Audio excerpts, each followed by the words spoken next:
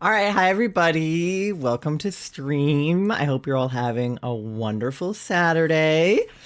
Stream co-captioner. I turned them on. I had them open and I just forgot to hit start. So, okay. Let me catch up on chat. Hey, egg time. It is egg time. That's for sure. Congratulations on being first, Charlie. Here's a cookie. It's gluten-free, don't worry. I checked. You've paid 6,600 bells on your loan. That's crazy. You redeemed Hydrate. I had to get a Gatorade out of the fridge on starting soon, just for you. So, there you go. I don't think I will ever not read Masuda as Medusa. Yeah, it does look a little bit like Medusa. I'll give you that. That's fair. Sorry, my light is a little bit messed up. Hold on. Okay. My music was at a weird volume. Okay. Let me see. And that was it. Okay, just closed captions and ads. Okay, slay. Well, I'm sorry I missed you guys on Thursday. We went to the Fall Out Boy concert on Wednesday. Mandy sprinted in here in a sus way. I'm gonna lock her out of here then. I just fed her, so she might just be feral, but I don't trust her, so. But yeah, we went to the Fall Out Boy concert on Wednesday and we got back really late because it was in Baltimore and I had to drive home. And then my throat was really scratchy because I had been screaming the night previous. So sorry about no stream Thursday, but I wouldn't have been able to talk. And my job involves talking for 8 hours. So I kind of need my voice for that. Stuck on toilet. Can you get Leo to walk? Is he here right now? Or, like, can I unlock the door?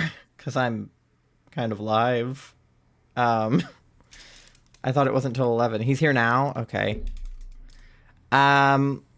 Well, I guess I have to go let our dog out, so hold on. I'll be right back.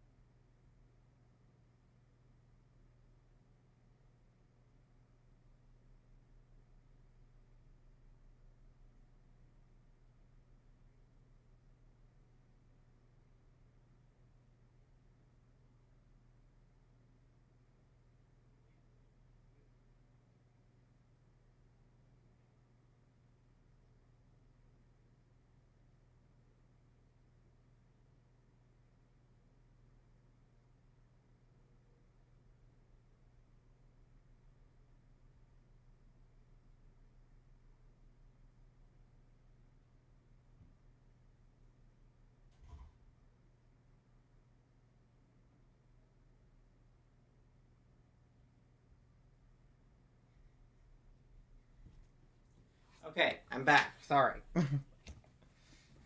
Had to let out the dog. Okay. Hot girls have tummy issues. Yeah, well. I thought we had talked about the walk, but I guess not. Okay. And now I missed all of Obsessed. I put Obsessed on so that I could hear it when I started stream, and then I missed it. Ugh. Okay, well, that's fine. We'll put on Cage the Elephant. Oh, and now I have to close the door again because of Manny. Okay. Such is the life of having pets. Okay. All right. Well, anyway, today we are Masuda hunting. I have about 100 more eggs. Ooh, my hair is like, hello. I kind of chopped some of my hair off before the Fall Out Boy concert, just myself, because I was like, I don't know, my hair was just too long. So I just like chopped a random amount of it off. I have no idea how much. So if my hair looks bad, it's because I did it. But yeah, okay. Oh, also, last night when I got on to grab the eggs, there's a Poliwag outbreak in Kitakami. So we're also just kind of watching that. They're over here. So we're just kind of like keeping an eye on this in case any of them turn out to be shiny, because that would be a bonus if I could get a shiny from the outbreak that there is. I don't see any right now, but it's also really hard to tell, which is why I'm doing the Masuda hunt. I also don't even know if I have any herba to use if there was, like, if we were going to do a shiny hunt for them. I literally don't think I have any herba.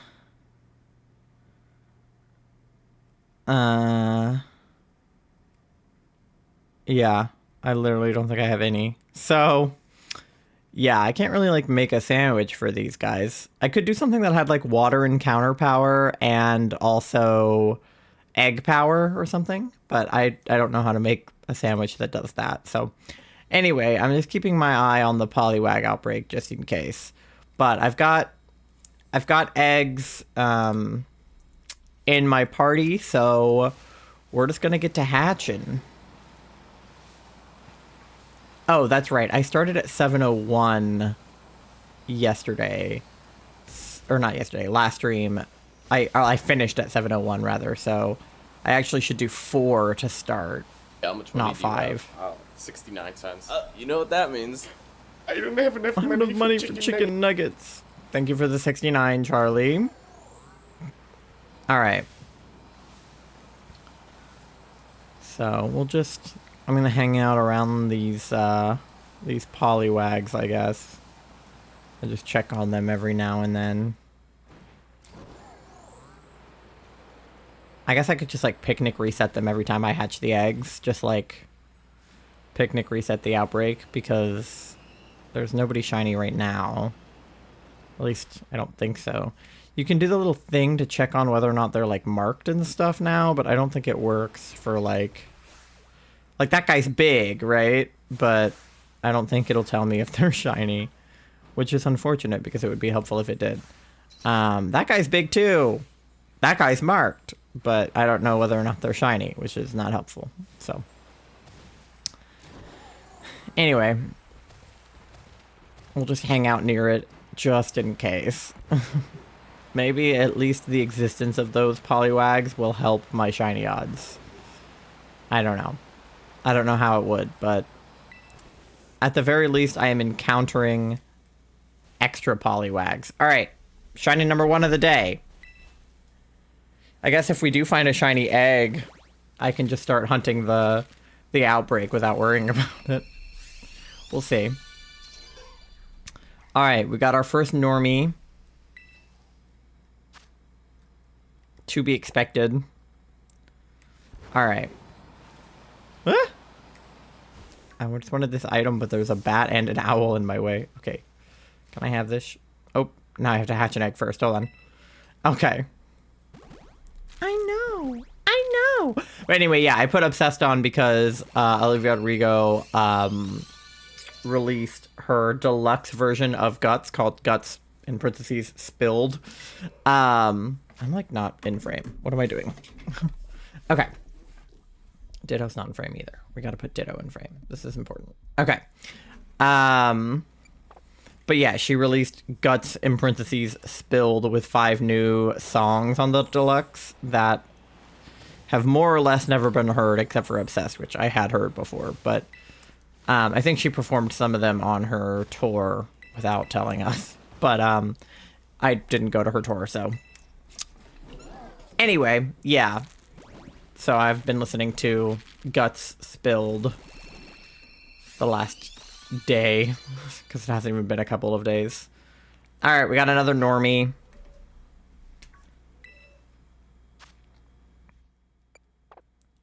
It's social. Oh, I thought I was gonna have the bird, but it was actually the rock ruff that ran under me. All I have is my Poliwrath, so I better not get beaten up. Okay. Whee! Oh, big turtle. There's a lot of items on the ground in Kitakami. I'm like, what are you guys doing? Like, throwing all your shit onto the ground for? But no, Fall Out Boy, the show was really, really good. I've seen Fall Out Boy once before. I saw them in 2018, I want to say. 2017, 2018, something like that, when they were on their Mania tour. So it hadn't been like that long since I had seen them, but Charlie had seen them in like 2014 or something. So it had been like a decade since Charlie had seen them, which is kind of weird, but yeah. Okay.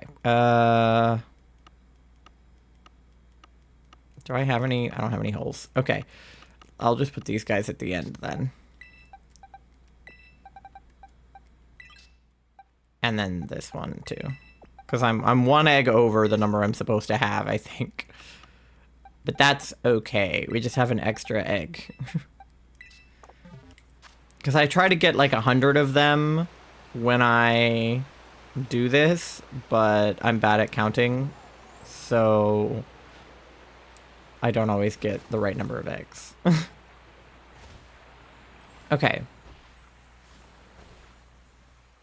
Now there's like different guys over here. Alright, well let me check on the Poliwags, see if they're any different now. I think I went far enough away to reset them without using a picnic. Oh, fuck. Crab. Hello. I feel like we just heard this song, like, last stream. Okay. Hey, what's up, Astro? Welcome in. How's it going? How you doing, gamer? Happy Saturday. One day, happy Saturday will actually mean it. I think this is... What is today? The 23rd? So I work one more Saturday and then I'm off. I think. So I'm almost done with working Saturdays, which is exciting. Vampire Baseball. Yeah, see, I feel like you comment that every time that song comes on. So I feel like it came on last stream because you said that. I added more songs to this playlist and it still, I feel like, just plays the same like 10 songs. Okay. I think all of these guys look normal to me. You guys have to tell me if one of them is shiny because I cannot tell the difference. The lighting in this game is so hard to tell. So if there's a shiny, you guys have to tell me. Because it's like, I cannot tell. Oh, there's a hunter up here. Hello. Random hunter. Okay. Alright, we gotta place our bets for which egg is gonna be the shiny. I don't have a lot of faith for the 700s, and I don't think Charlie does either, because 7 is an odd number. The only one in the 700s that I think it could be would be like 724, because that's my lucky number, or 769, because that's the funny number. But anything other than that, I don't have a lot of faith for. So those are my two guesses. 724, and if it's not 724, 769. The Sprigatito still isn't over. How many eggs are you at? Because I'm at 705 for this guy. Well, 706 now. I guess it could also be 777. That would be my other guess, because that is like a nice round-ish number. I mean, it's not round, but it's 777. 848 is your next guess. Yeah, so that's a long while from now, Charlie. I don't like that guess. Bad guess, Charlie. Don't like it. There's a Gashly and a Haunter over here. I need it to be daytime, because nighttime is, like, it's harder to tell, I think. Although daytime, the sunlight makes it hard to tell, too, if they're, like, in the shadow, so... There's really just no good way to tell, I think, if they're shiny. I can't guess the 700. I know you can. I know. 707 also would have been good, but it came and went, so... 1657? Oh, wow. So you're, like, more than double what I'm at right now. If it takes that long, I'm gonna scream. I had no... I did not think it would take that long at all. If I don't get it by 1,000, or like, I guess 1,024 would be double odds. If I don't get it by double odds, I'm gonna like fight somebody. I'm pretty sure. Because you're at like, what, triple odds now? So, absolutely ridiculous. What's the point of odds if they don't even actually work? Okay. Boo.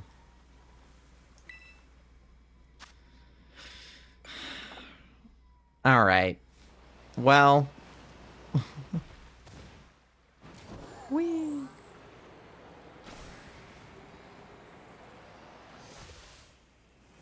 Am I insane? Debatable. Oh, I ran into a Swinub. Hello, Swinub. Yeah, I think I will go insane if I get to that many eggs. Because, like, there's literally a Poliwag outbreak today. I could just go get one. I don't need to do this. Nobody's making me do this. It's me making me do this. I'm the reason that this is happening. Because, like, Sprigatito, there's no other way, you know? You have to do eggs for Sprigatito. There's no Sprigatito outbreak. But for this, it's like... I could just get a Poliwag or a Poliwhirl outbreak.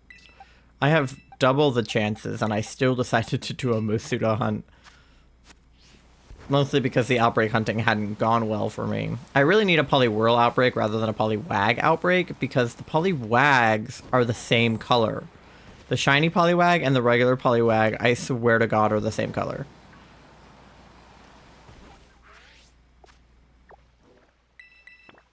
I'll go back and check on them, but...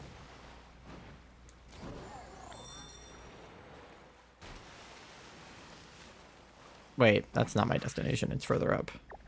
They're up here, yeah. I was gonna say, that's just a normal Poliwag right there. Okay. I'm gonna go back and check on them. Hello, are any of you guys shiny? The good news about the Poliwags is if you just kind of like stand still, they'll just sort of like approach you. They'll just kind of like start swimming towards you. So like, okay. I hate when shinies are not all that different. Yeah, and if they're gonna be not all that different, that's fine, but you have to like have an indicator in the game that they're shiny. Like in Pokemon Legends Arceus, there's a sound and like sparkles on them, so you know that they're shiny. But this, I'm like, any one of these could be shiny and I would have no idea. Like, I would not have a clue.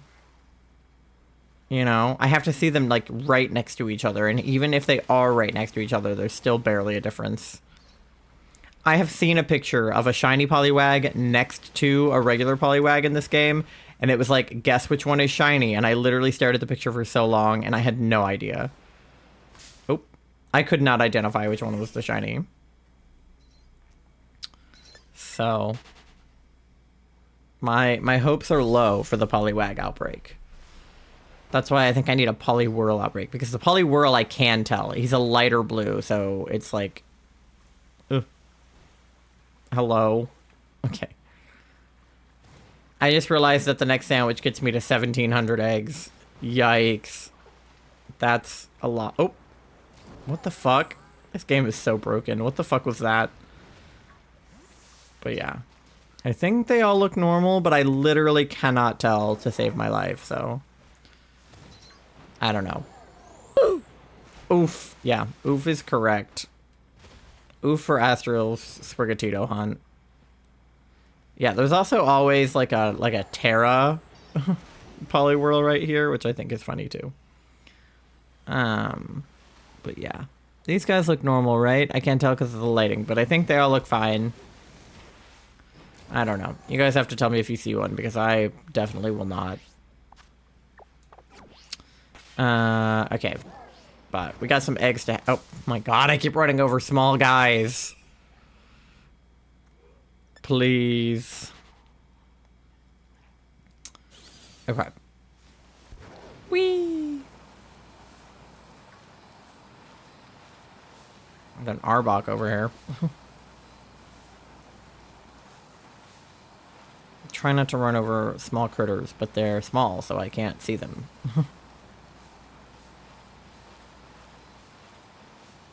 Whee!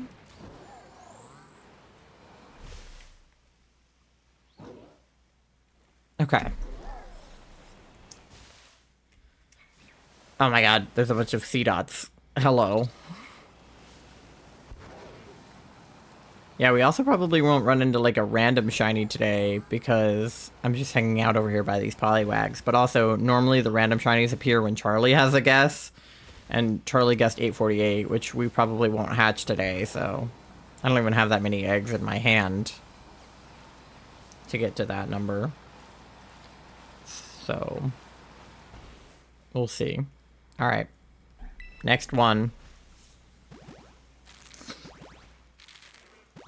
Alright, let's see it. Normie. Boo.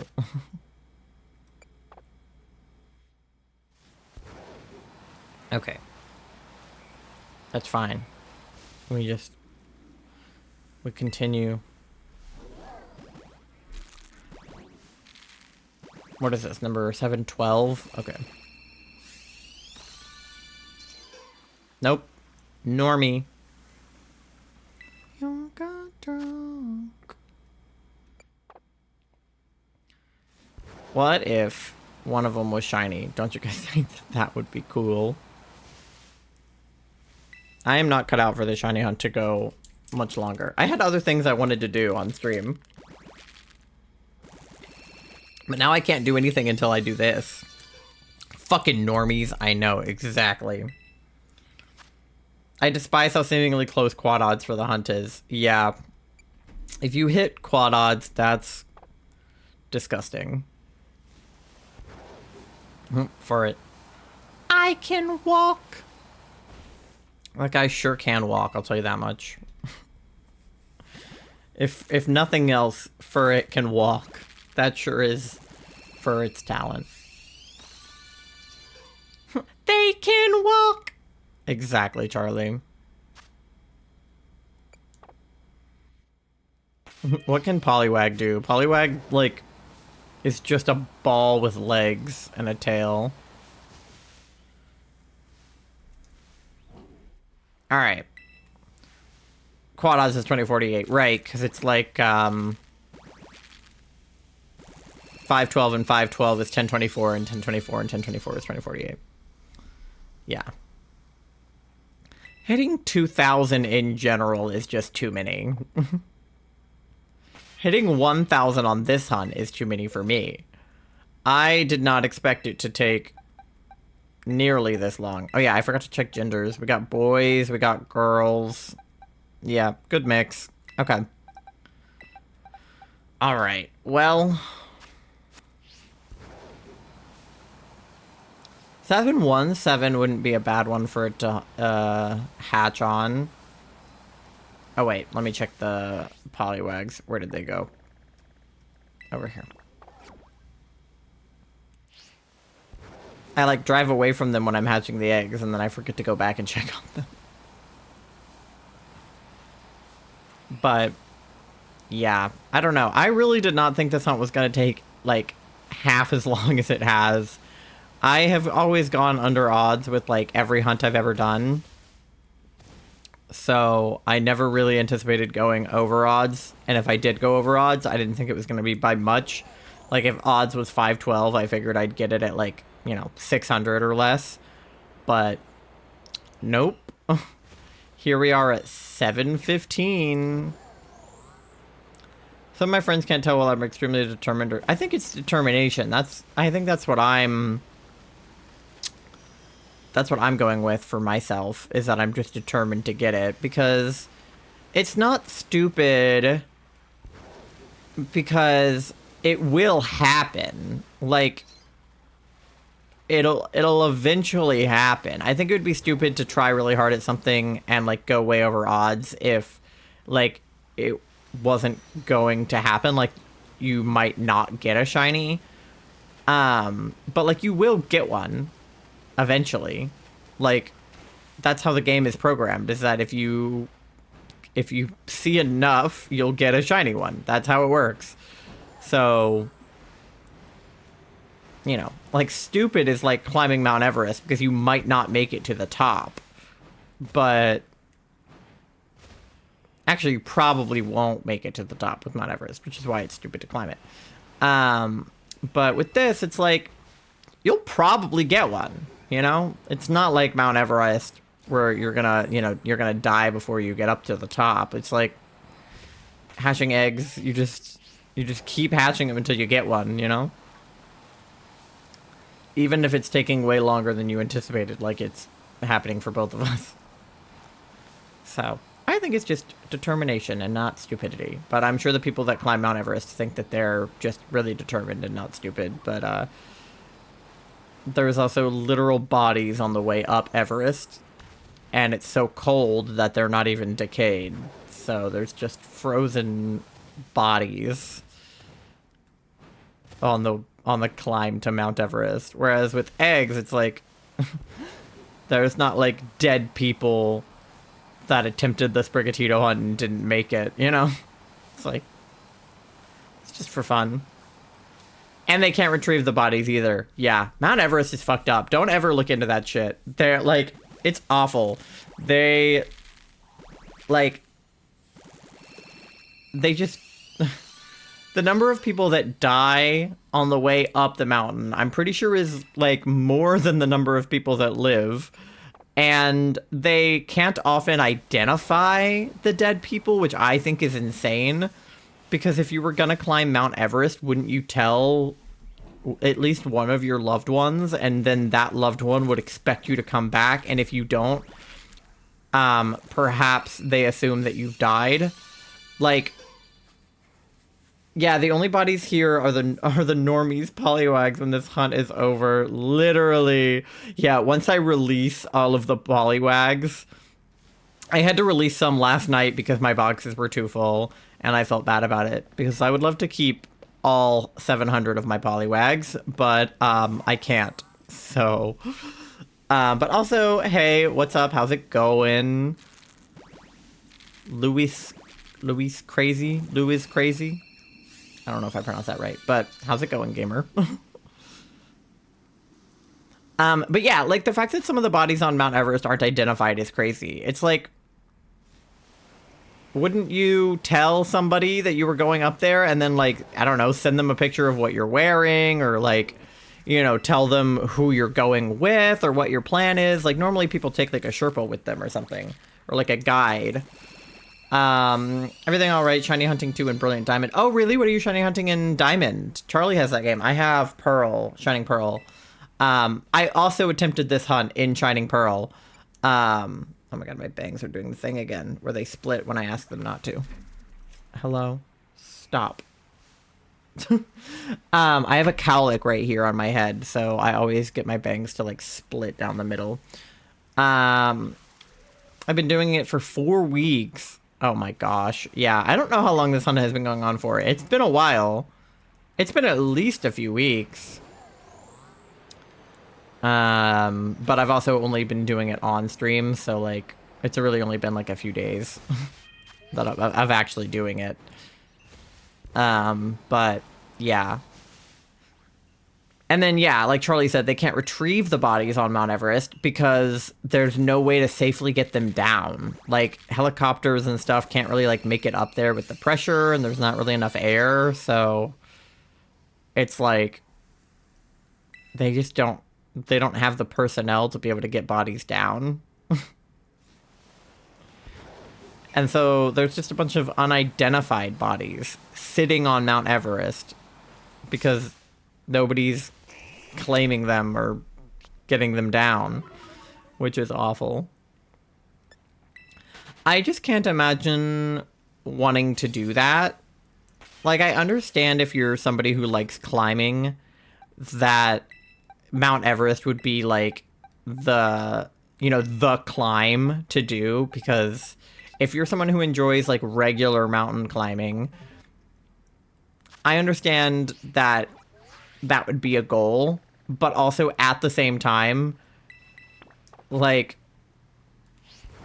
I just can't imagine wanting to do that unless you just absolutely have a death wish. I just imagine the Simpsons episode. Yeah, literally. And like, you know, I've had a death wish in my life before, and I still never have considered going up Mount Everest. All right, are any of these guys shiny?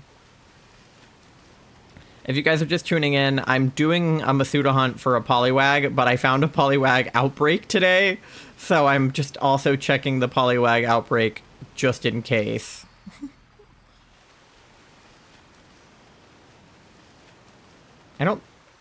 There's so many of them. There's like a bunch. There's like at least 10 like right there. 1, 2, 3, 4, 5, 6, 7, 8. Yeah, there's 10 right there. 11 right there. 12. 13. And I don't even have a sandwich or anything. These are just like, this is just the raw number of Poliwags. And there's a Poliwhirl too.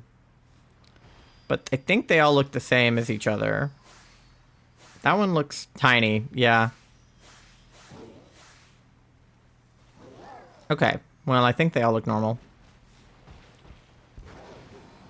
I'm the problem, it's me.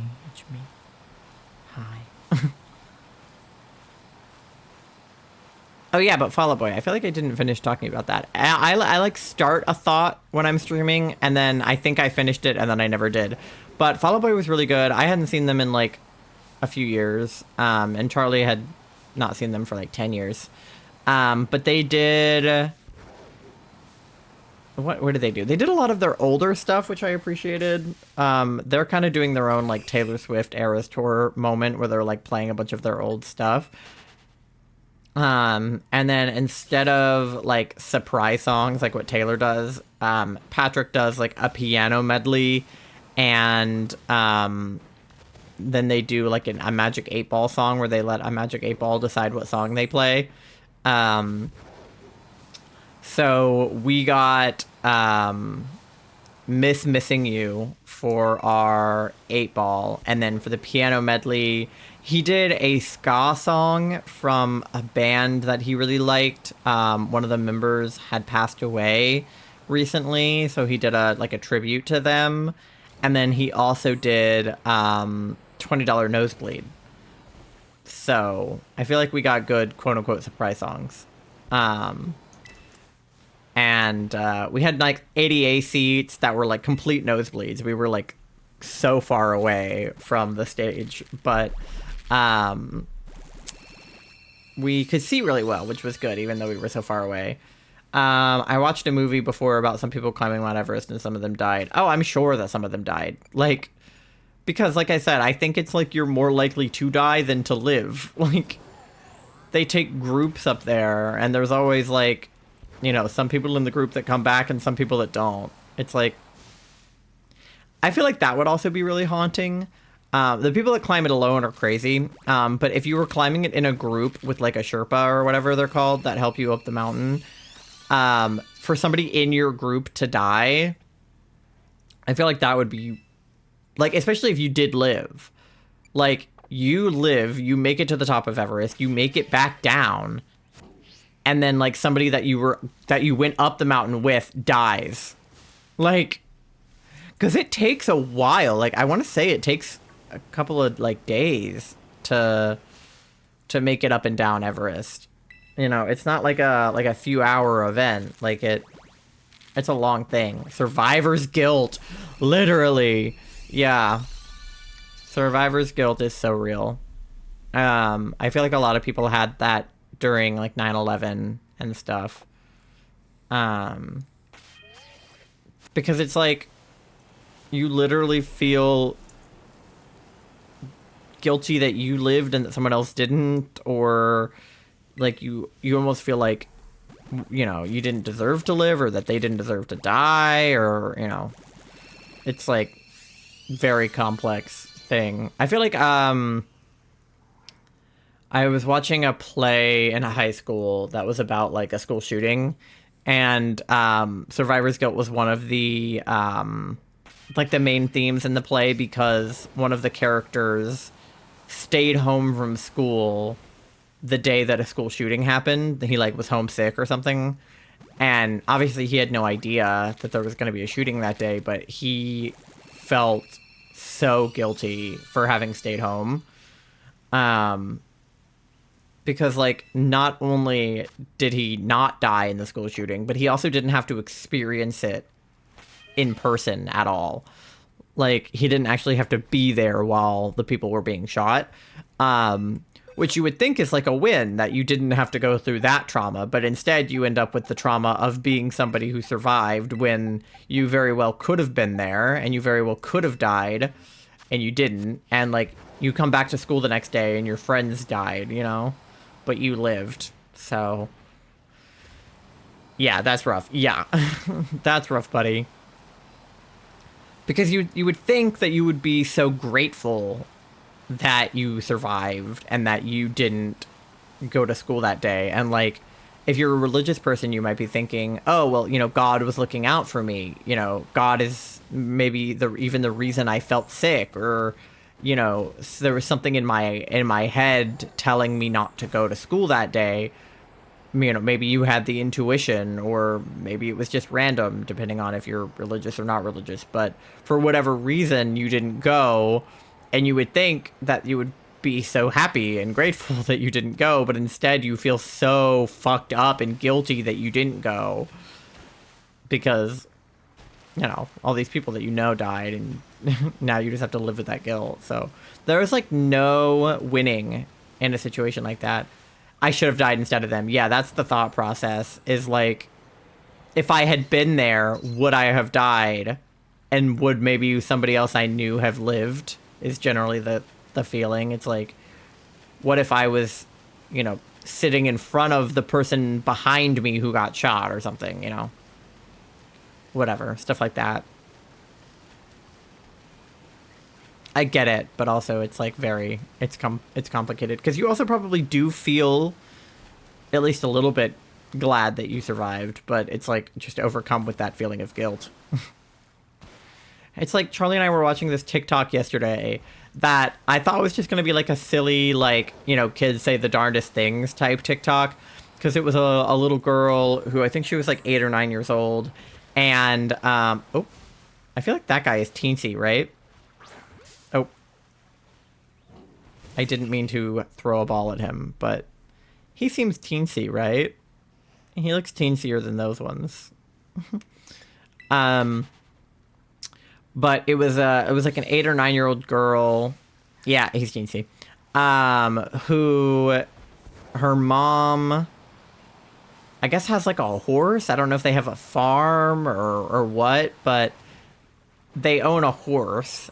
And the little girl gets into the car after school one day, and she's like, Mom, can...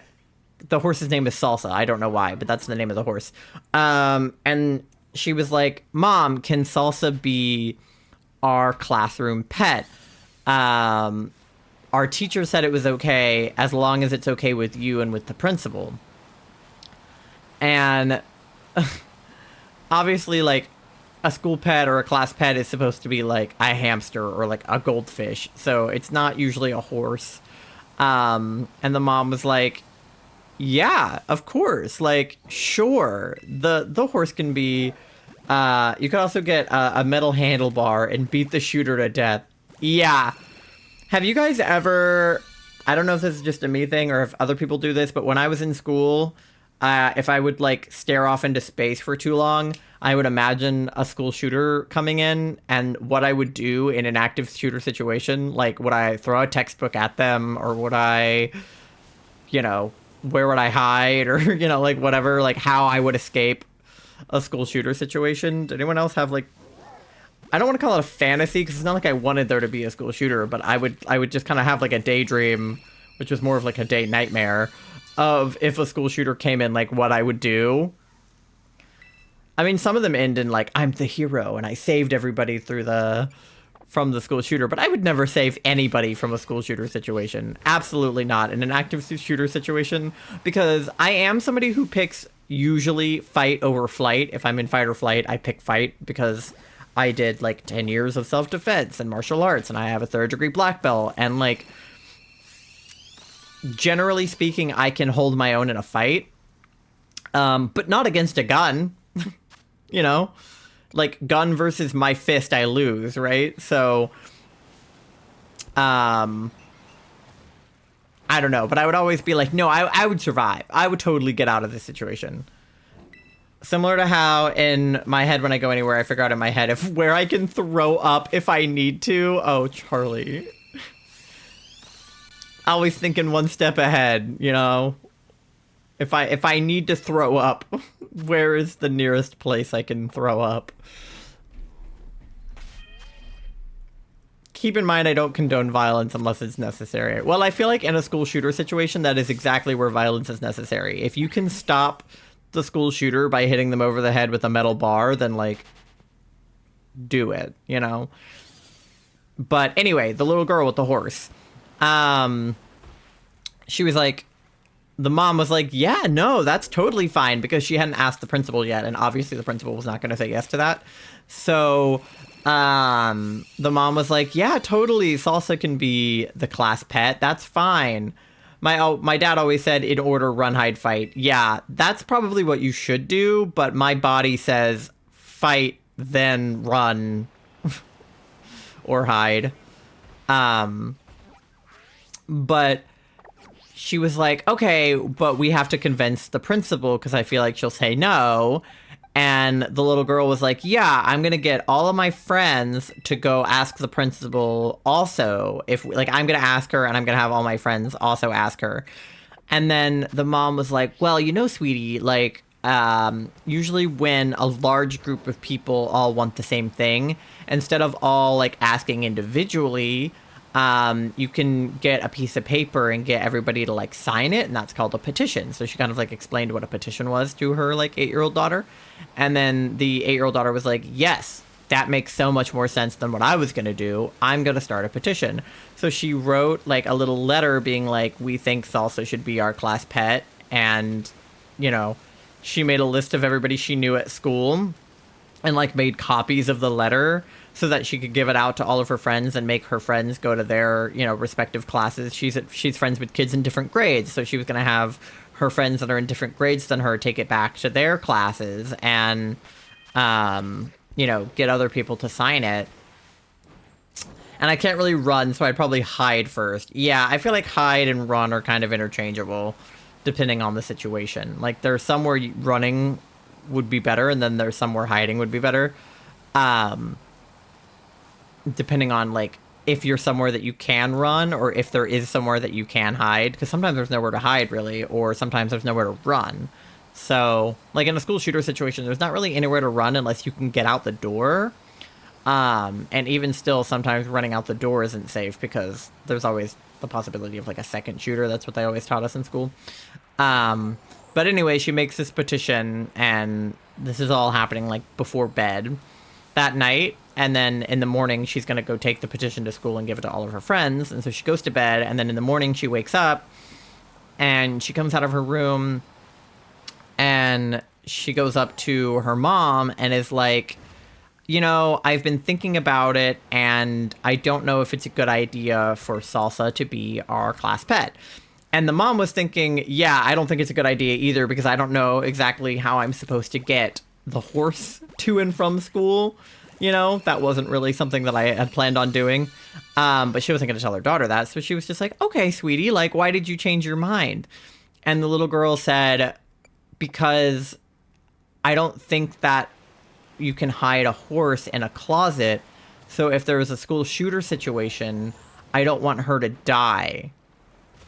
So I don't want to bring her to school because I don't want her to die. That's what like an 8-year-old girl came to the conclusion about, was that I shouldn't bring my horse to school in case there's a school shooting situation, which is like awful. Like, literally awful that she has to think about that. I hate that elementary school kids have to worry about something like that. I mean, I hate that any age kids have to worry about that. But, like, if you're in high school, you're, like, old enough to understand the implications of gun violence. But when you're, like, 8, like, you should not be afraid to go to school for, like, literally any reason. Unless it's, like, you know, bullies or whatever. And even still, I wish there weren't bullies. But, like, I understand that there are. But, like, to be worried about a school shooter at that age is awful. Smart girl, what's that into the story? Yeah. I mean, her petition probably would have worked, too, if it wasn't for the fact that it involved getting a horse to her school. But yeah. That kind of thing just, like, sucks. But, on the other hand, I do think that, like, if you were a school shooter, which just bear with me for this hypothetical for a second. Imagine you're a school shooter. I know you wouldn't be, but imagine you are. Your plan is probably just, especially if you're going to go to an elementary school, which is obviously where this girl was going to school. If you're going to go shoot up an elementary school, you're probably not expecting anybody to put up much of a fight against you, because the kids are all like less than like 11 years old, right? So, like, yeah, you might have to worry about teachers or, like, the cops that exist in the school or whatever, but you've thought about that, right? You know? But what you probably haven't thought about is there being a horse in the school. So imagine you're a school shooter, and you've planned your whole thing out, and you break into the school, and you come face to face with a horse. I think I'd leave. I think I would just be like, well, maybe I'll do this a different day, or not at all, or go to a different school, because what? You know, not that school shooters think with a lot of logic here, but I just think that a horse might scare them off. You know? Or at the very least, the horse could, like, block some of the kids. I don't know. Obviously, I don't want the horse to get shot, but I also don't want 8-year-old children to get shot either, so, you know, complicated. But I do think a horse would freak me out enough if I was a school shooter to turn around and leave. I don't think I would know, because I wouldn't want to shoot a horse. I mean, I wouldn't want to shoot anybody. Let me make that clear. I would never shoot anybody. I would never be a school shooter. I'm not a violent person. I don't own a gun. I would never own a gun. But I think if my plan was to go shoot a bunch of children, I don't think that I would shoot a horse. You know? I don't think I would. I think I would get freaked out. I would commit first-degree murder out of self-defense. Yeah. I mean, hopefully you wouldn't get charged with first-degree murder if it was self-defense. Like, probably manslaughter, hopefully, if it was, you know, kind of an accident. Because I would definitely hurt somebody out of... There's a horse in the hospital. No, that's exactly what I was thinking the whole time she was talking about bringing the horse to school. I was like, there's a horse in the hospital.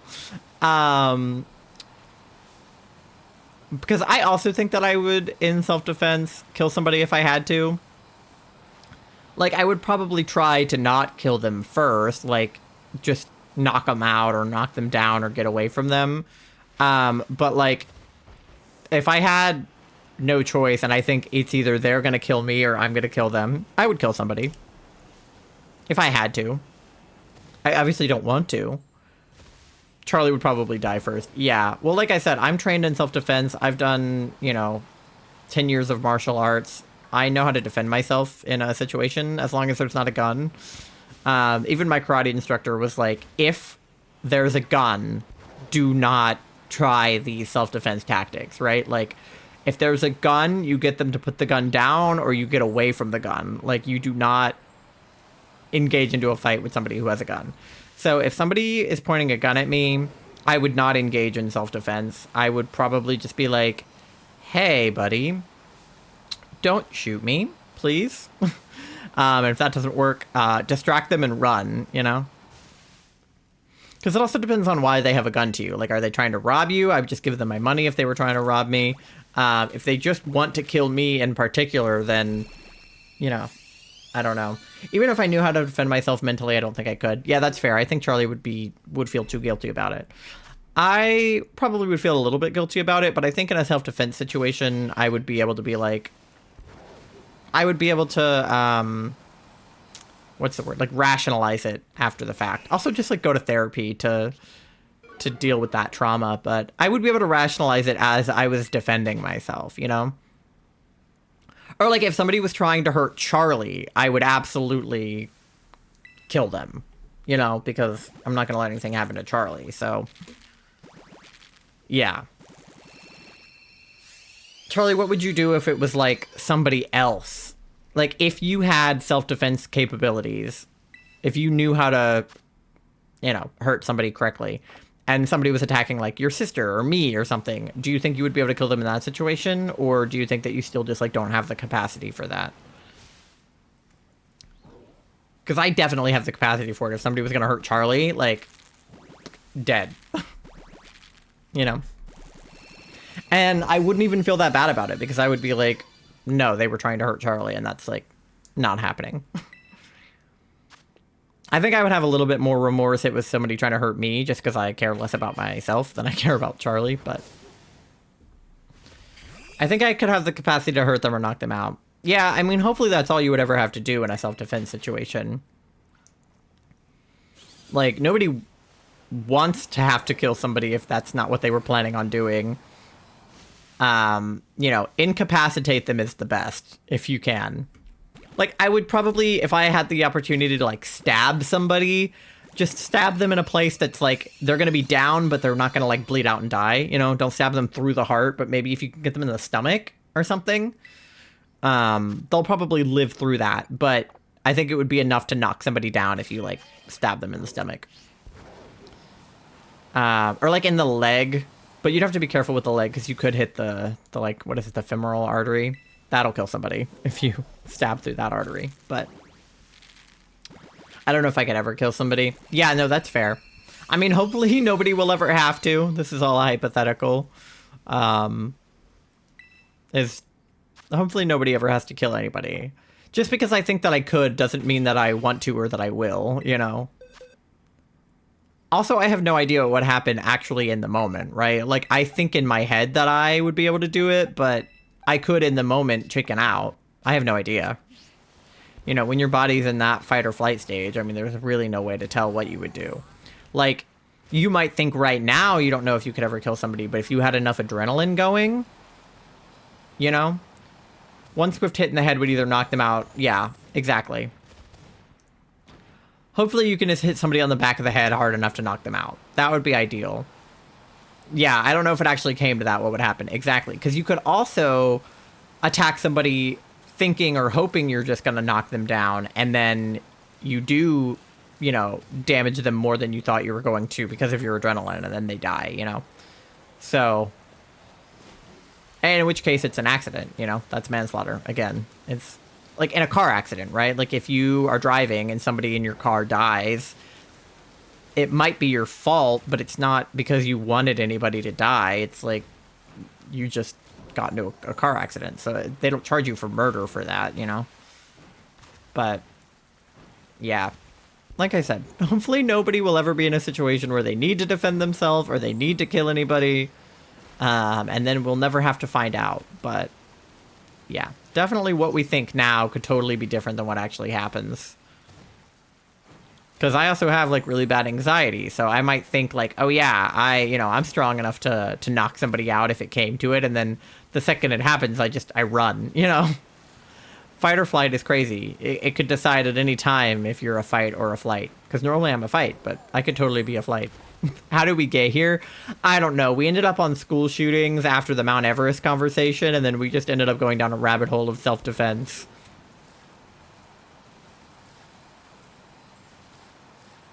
Anyway, don't kill anybody if you can avoid it. Don't shoot people. And, if I need to, I will. You know? Hopefully we'll never need to. That's where I'll leave that. Alright, different conversation. I don't want to talk about death anymore. How are the polywags going? I haven't been paying attention. We got to 740. So I guess it wasn't number 724 because I wasn't watching. So my next guess would be 769, I guess, and then 777. Those are my next guesses. Ribbit. Okay. Yeah, let me grab this. I'll ribbit for you. Ribbit to lighten the mood. Yeah, sorry if it got a little bit dark. I don't know if I needed to, like, trigger warning that for anybody. I don't know how we ended up there, but... Oh, it's gonna hatch on a little floaty. That's so cute. Especially because polywags can swim. Alright, he's a normie. I'll do this batch of eggs and then I'll ribbit. I want to see if I can get them all to hatch on the little floaties. If I'm just like right here. Oh, nope. This one said pink void. Okay. So one of them will hatch on the floaty, and the other one will hatch in the pink void. Okay.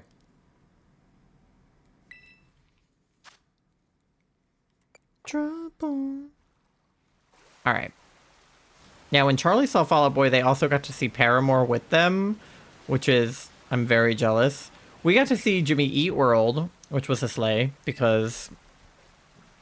Jimmy ate. But literally the only song by Jimmy Eat World that I know very well is the middle. The rest of them I was like, I've heard this maybe once. Okay. Pretty good. Alright. Hatch. Okay, good. This one's hatching on a floaty. I think it would be cute if a polywag hatched on the floaty in the water where the polywags are normally spawn. It would be funny if I hatched a shiny polywag like in the midst of the polywag outbreak. So he's with like the polywag brethren.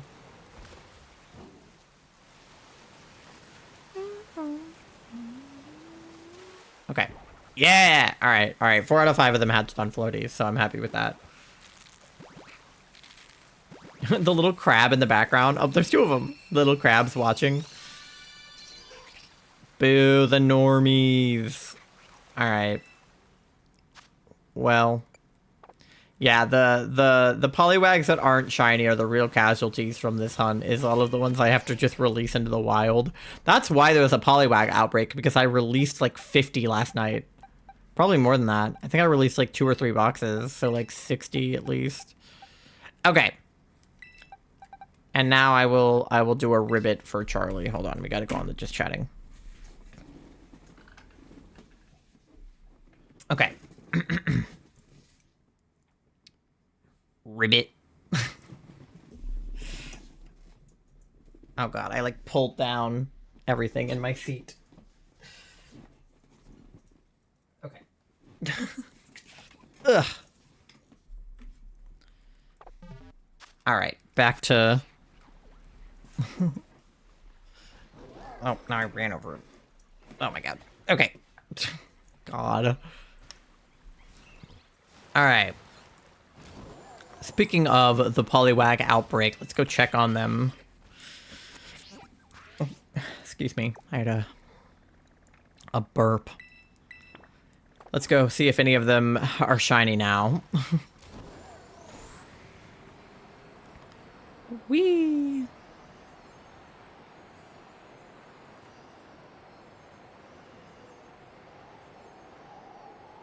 Okay. Whee! I'll just fly there because I'm lazy.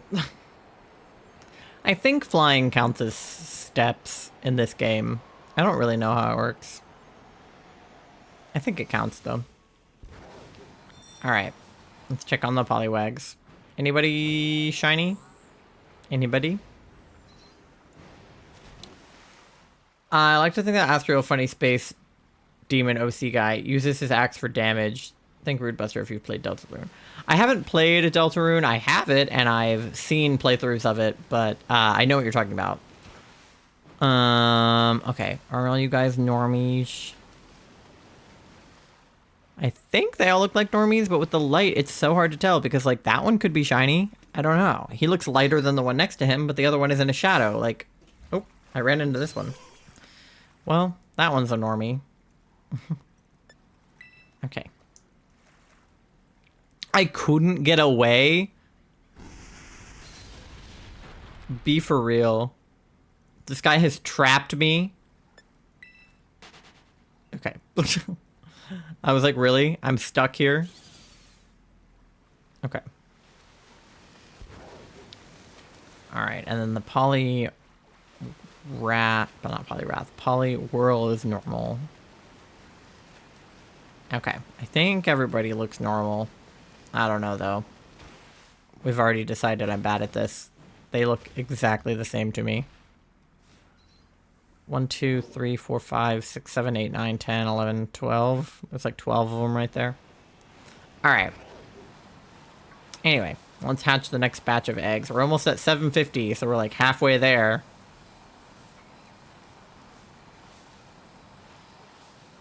Whee! Go up the waterfall. Ugh. I fell into it. Oh, can you go behind the waterfall? Oh. Kind of. But it doesn't really like it that I'm back here. Okay.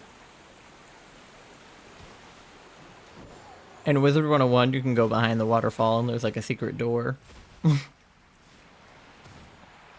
Okay. I can go up here. There's a little Rockruff. An Apom.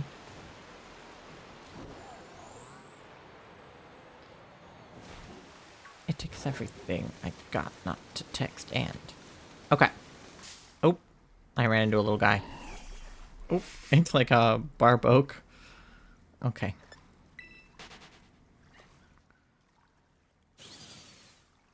Or barboach. I don't really know. I don't know how I'm supposed to pronounce that. There's a Magikarp. By the time I hatch all these eggs, I'll be at 1711. Oh my gosh. I should be at 800 by the time I finish the ones I have.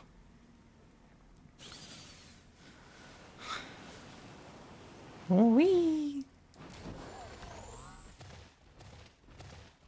I'm hoping we get to it before 1,000. Because today we'll get to 800, the next stream we'll get to 900, and then stream after that we'll get to 1,000. So if I don't get it in the next 2 streams, I'm gonna have words with Masuda, the guy who says that this method works.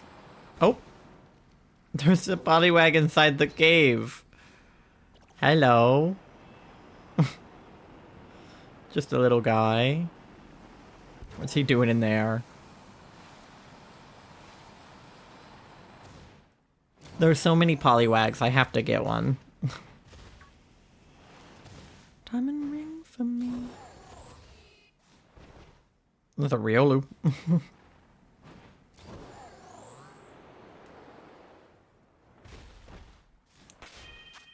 These eggs don't want to hatch. Hello?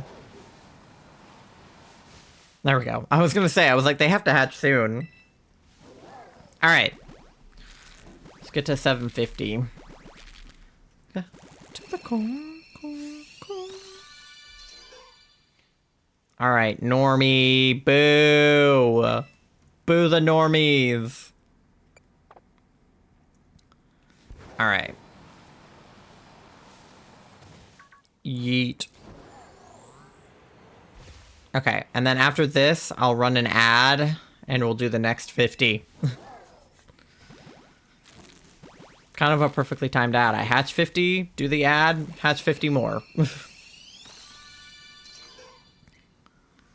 Alright. Normie. Boo the normie.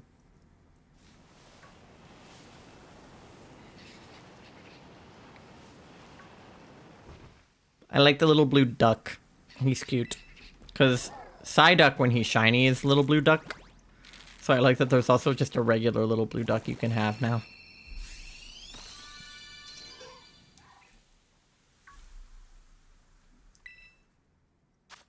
Egg. Oh my god. Diaper baby.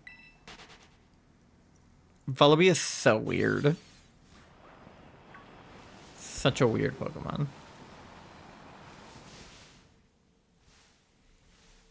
Raikou is gonna be in Pokemon Sleep starting this week, starting Monday.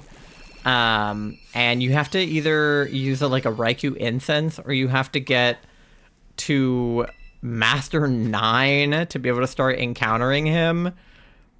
And I have not made it to Master 9 before. I think the highest I've made it is like Master 3. So I was hoping I would get a Raikou, or even a shiny Raikou, but not at this rate. Sorry, I do not know why I keep yawning. I'm not even that tired. I'm a little bit tired, but like I'm fine. Okay.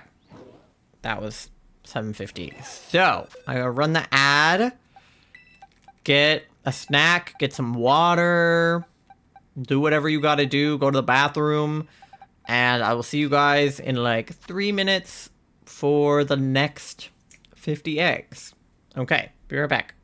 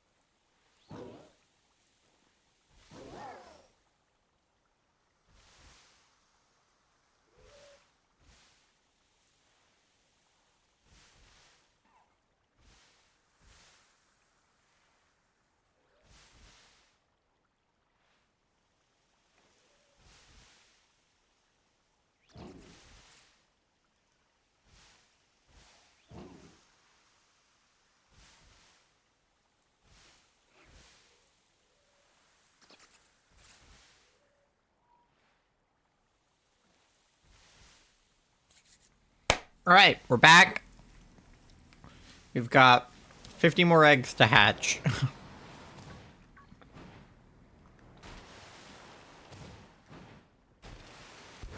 Alrighty.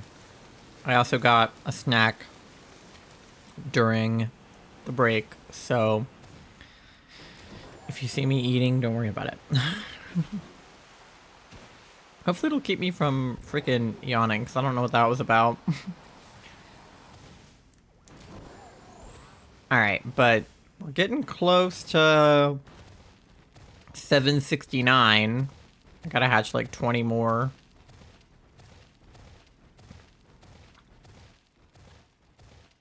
There's a little cave up here. Hello. Chilling waterhead. What's in the cave? Oh. Dynamo. Okay. To the FBI. Alright. Oh, there's another little... Oh.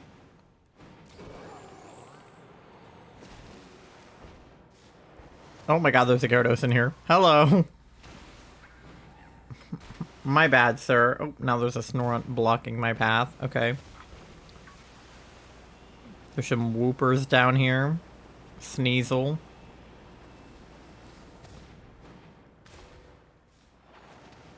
What else? What else we got? That's it. Okay. Well. Then we'll go back this way. Oh god. There's so many birds over here. Oh my god. There's like the bombardiers and then the knocked owls and stuff. Okay. 751.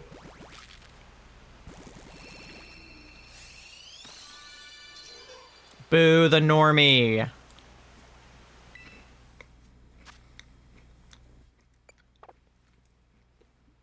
All right.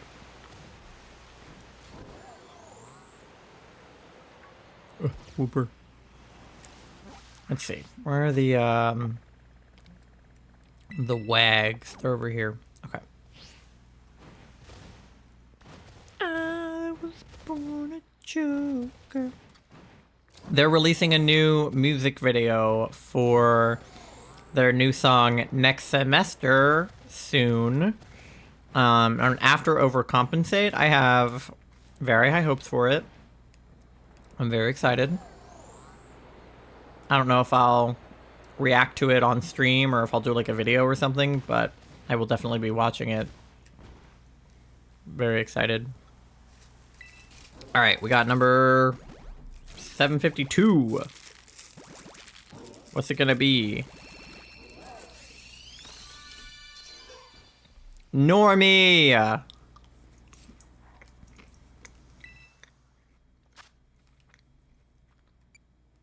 Alright.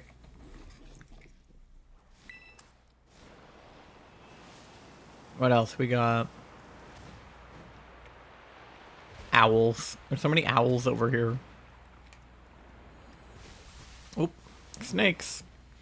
Well, we can't hatch the poly... No! We can't hatch the polywags near the snakes. The snakes will eat them. Arbok could consume a polywag. Just like unhinge their mouth. Okay. Run! Don't let him get you! Run! Okay. Run, run, run! Ah! Get away from the snakes. Okay. See, again, I can't tell with the light, like, is that guy shiny? Is that guy shiny? They look different colors, but they look the same.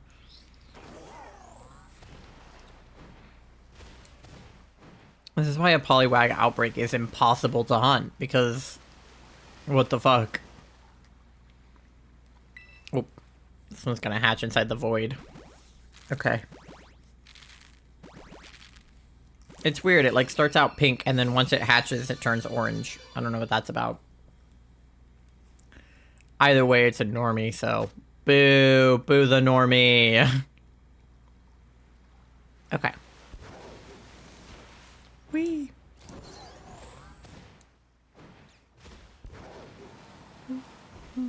Okay. 7:55. Let's see him. I went back toward the snakes again. Oh no. It's okay, he's not looking, he's not looking. And it's a normie anyway. Okay.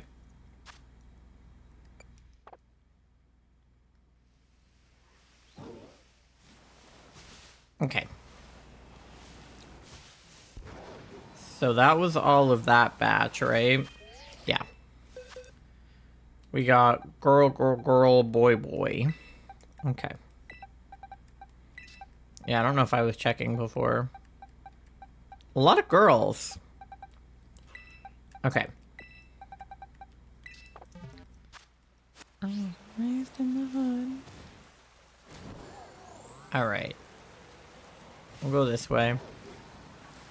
I'm just kind of going like up and down the river because I don't know what else to do.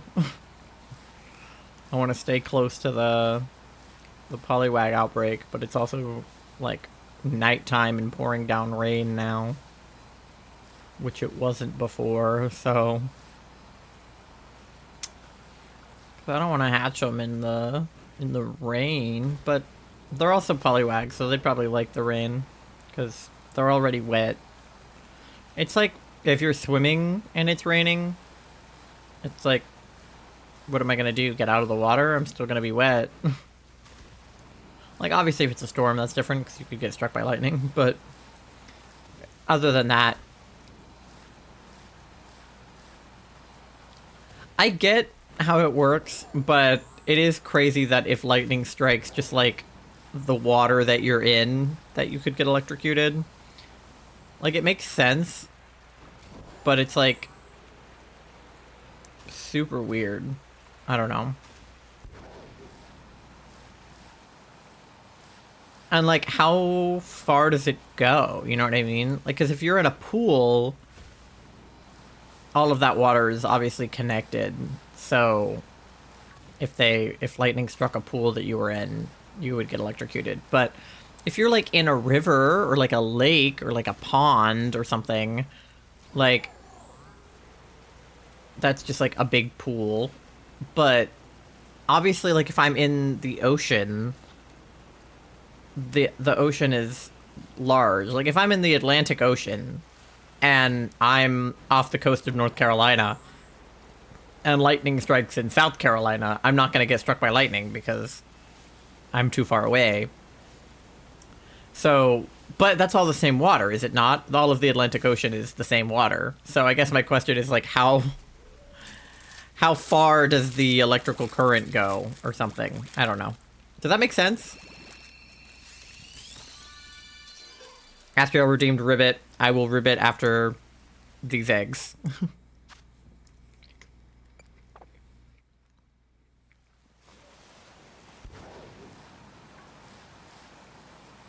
Like, if I'm in the river all the way over here, and then lightning strikes... Oh my god, I'm choking. And then lightning strikes in the river over there, do I get struck by lightning too, or no?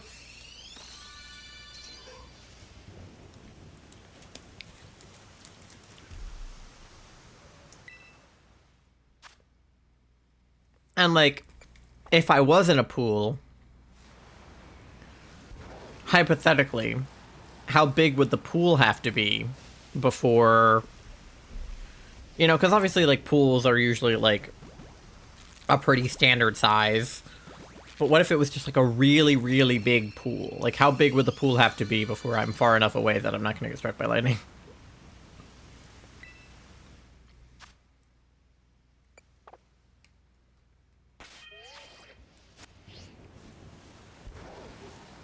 These are the science questions that my autistic brain comes up with.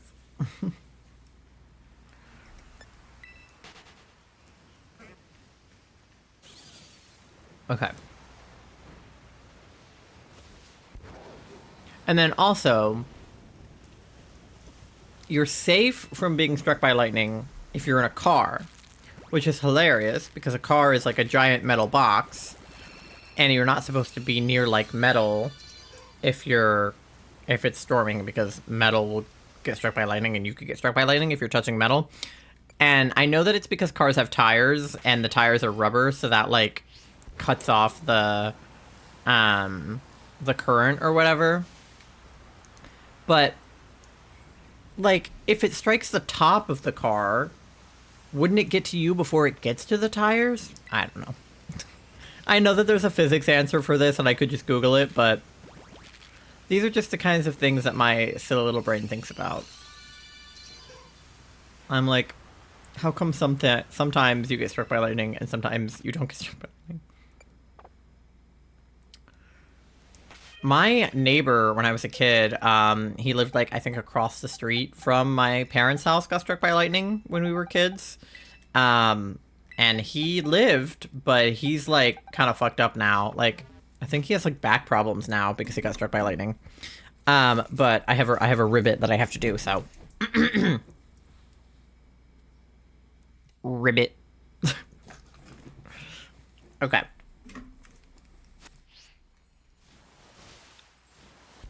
So I guess the moral of the story is don't get struck by lightning, or you might have back problems, or die. Or both.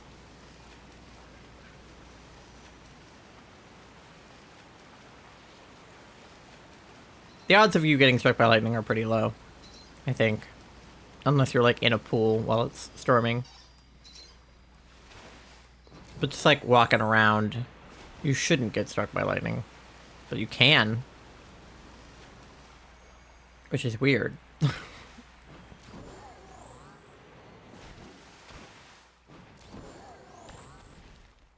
Alright. So now we gotta hatch. Okay, so after these 5, we'll be at 765. So the next batch will be 769. I have very little faith in any of them being shiny just because we're in the 700s, and that feels like not shiny town. But because when are we at odds and a half? So 512 is odds. Half of 512 is 256. So 512 plus 256 is 512, 612, 712, 760 something? 768? Is that right? So we'll be at 1.5 odds, and then we'll hit 769. I think. I'm bad at math, but 56 plus 12 is 68. Plus 200 would be 768, I think. So back to back, we'll be at 1.5 odds, and then also we'll be at 769. Okay. But first we gotta get through this batch, so. And then before we know it, we're gonna be at 1,000 if I'm not careful. Okay.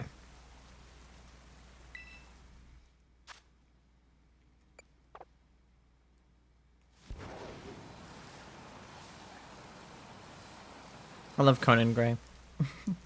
He's very relatable. Not just in his music, but like just as a person. I like watching interviews of him because they'll be like, oh, well, like, you know, this song is about somebody that, you know, you broke up with or whatever. And then Conan is like, no, we didn't even date, actually. We were just friends. And then I wrote this entire album about them because that's like so fucking real. I would totally do that if I was a musician. Like, I feel like I have been more burned by the people I didn't date than the people that I did. Like, I've never had a bad breakup with somebody that I was dating, but I definitely have had bad breakups with people I wasn't dating. Which is stupid, because we shouldn't even be breaking up if we're not dating. Like, if we're in a situationship, breaking it off shouldn't be, like, a whole thing, but it always is. It's so silly.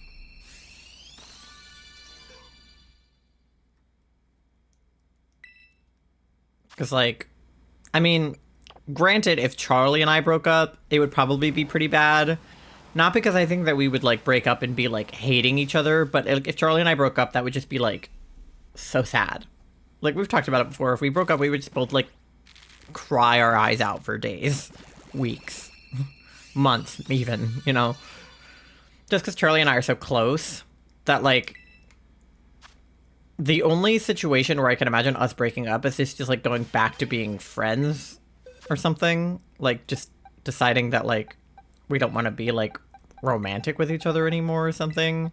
But, like, even if that were the case, because I am, like, ace and on the arrow spectrum, and, like, there are definitely times where I don't want to be sexual, or I don't want to be physical, or I don't want to be even just, like, all that romantic, you know? But Charlie's just, like, chill with that. They're just like, whatever. We don't have to kiss if you don't want to, you know?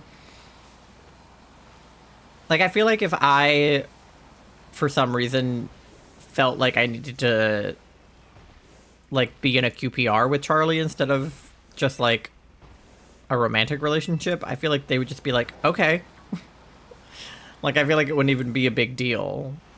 It wouldn't be, like, a breakup. It wouldn't be, like, a big deal that we're going back to being friends or something. They would just be like, okay, as long as we still live together, you know? That, or if we needed to not live together but not break up, that would be the only other thing. I can't imagine us not wanting to live together because we've lived together this long. So, like, if we were going to have problems living together, I feel like they would have come up at this point. But if for some reason it becomes, like, too hard to live together or something, I feel like we wouldn't break up. We would just move into different places and still be dating. You know? There's just, like, zero reason for Charlie and I to break up. But, and then my high school girlfriend, like, I mean, our breakup wasn't good. Like, it wasn't great, but it wasn't bad. Like, we didn't fight. I just didn't handle it very well. Not because I was, like, sad or anything. Like, I didn't, like, go off on her or anything. I wanted to break up with her, and she wanted to break up with me, but neither of us were doing it. Like, I don't think we knew how to break up with each other. And, like, I didn't know how to tell her that I wanted to break up with her, and I don't think she knew how to tell me that she wanted to break up with me. So when we broke up, it was just really awkward because we both wanted to break up, but we also didn't want to have the conversation about breaking up, if that makes any sense. Like, we didn't actually want to have to go through breaking up. We just wanted to be broken up. So when she broke up with me, she was like, I think that we should break up. And I was like, okay, why? And she was like, I just think that we're, like, better off friends, and that, you know, things have been awkward between us, which they had been. And, like, maybe we should just go back to being friends. I think it was easier to be friends than it was to date, which is totally true. Like, that's completely true.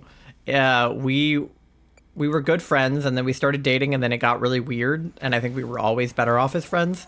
So, like, I agreed with everything she was saying. She was like, I think we should break up and go back to being friends. And I was like, okay, I agree. And then she was just like,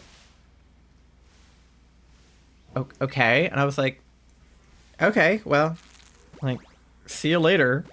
Like, it was a really weird interaction because I think she wanted me to be more upset or ask more questions or say something different. I think I ended up upsetting her when we broke up. I don't think she was upset originally. I think I ended up upsetting her after she broke up with me. Because I thought I was taking it well by not being upset, but I think in her eyes, I was not taking it well by not reacting at all. But I agreed with everything she was saying. I was like, no, I think you're right. I think we should go back to being friends. Like, I think that our relationship has gotten awkward. I wanted to break up with you. I didn't tell her that. But, like, in my head, I was like, I wanted to break up with you. So you breaking up with me makes it so that I don't have to break up with you. And therefore, I'm fine with it. So I just wasn't very reactive at all when she broke up with me. I was just like, oh, okay. And she was like, that's it? And I was like, yeah, that's fine. whatever, you know.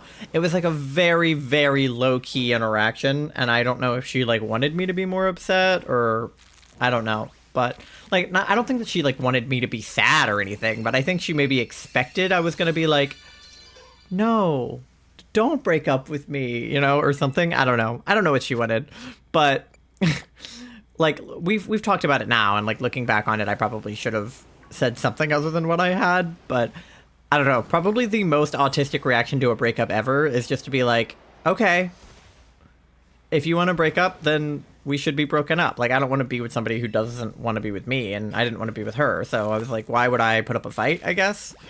You know? I don't know. But so that's the quote-unquote worst breakup I've ever had, was like the least eventful breakup you've ever seen.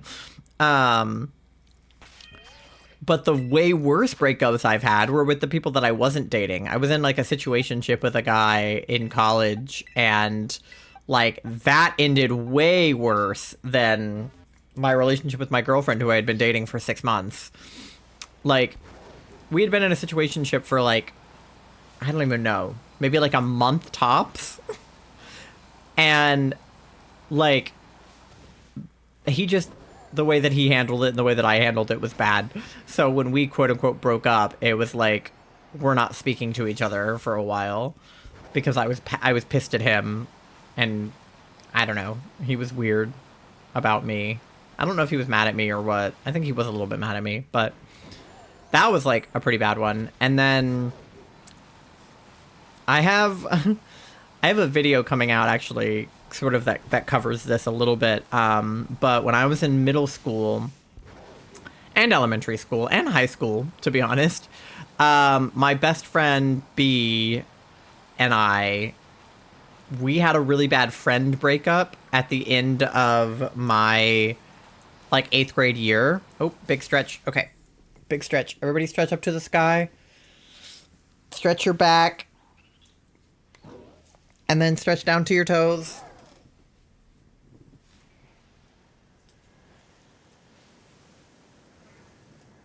I was leaning on my controller, so I was like moving. But we had a friend break up at the end of 8th grade because we were being really passive aggressive to each other on Twitter. We were going to different high schools, and I think that was causing tension between us because we had never really been apart ever since we had met. We went to the same elementary school and the same middle school, and we hung out all the time, and like we had literally never ever been apart for as long as we were going to be apart in high school. Like we weren't going to see each other every day, which is what we were used to. And I definitely had like a fat crush on her that I didn't know about because I wasn't out as gay yet. And now we know that she also had a crush on me, but we didn't know that at the time either because she wasn't out yet. Now she's out as bi. So we didn't realize at the time that we were both like super into each other, but we had no idea how to like express those feelings because we didn't know that we were having them because we didn't know that we were gay. So how would we know that we had a crush on each other if we didn't know that we were gay? So when we had our friend breakup, it was really bad because we were fighting and we didn't know why we were fighting. We were just fighting. We were just like mad at each other. I think romantic tension turned into real tension with her. I won't go too into that because I have a video explaining it. I filmed a video with B a couple weeks ago, and I'm working on editing it right now. Where we kind of go over all of that jazz, but the only other, I guess I've had two or three other situationship breakups, kind of. One of them was in college, right before COVID, in January. There was a girl that I was friends with who told me that she had a crush on me. The day that my roommate died, Literally the same day. She told me that she had a crush on me and then walked me back to my dorm. And I got to my dorm and the police were there because my roommate had died. So that happened on the same day. And I was like, hey, I appreciate that you, you know, have a crush on me. I think the best opening that I could give is, hey there, I'm in hell. Yeah. Pretty much. So I was just like, yeah, I'm not really in the position to date right now because I'm experiencing trauma. And then COVID hit because that was January of 2020. And it was like the end of January, like literally like the last day of January. And then COVID hit, obviously, in March. So back to back, I was like, nar. And I had also gone on a date with a different girl in March. And then during COVID, I was like, well, we can't see each other. And we weren't really dating in the first place. We had been on like 2 or 3 dates by the time COVID hit. And I was like, yeah, I don't think this is going to work out because we're not going to be able to see each other for like God knows how long. And then I never saw her again because of COVID. So that relationship probably wouldn't have worked out anyway, but it was kind of funny that those two things happened back to back. Not funny, haha, but like funny. All right, well, it wasn't 768 or 769, so that's a bummer. But 777 is still on the table. And then the only other breakup, quote-unquote breakup that I ever had, because again, I only dated 2 people, but the rest of them were people that I didn't date. And this one might be the worst. Either this one or the guy in college. One of those two is probably the worst. I think they're bad for different reasons. The guy in college really hurt me. And then this one was just really awkward, I think. But there was a guy in high school that I had a huge crush on. And I knew he didn't like me back. He was not gay. So he did not like me back. And I knew that, and that was fine, because I was like, well, you're straight, and I'm not a girl. So, like, I understand why this relationship is not working out. But we were really close friends, and I really liked just spending time with him, kind of regardless of whether we were, like, dating or friends. Like, I just liked being around him.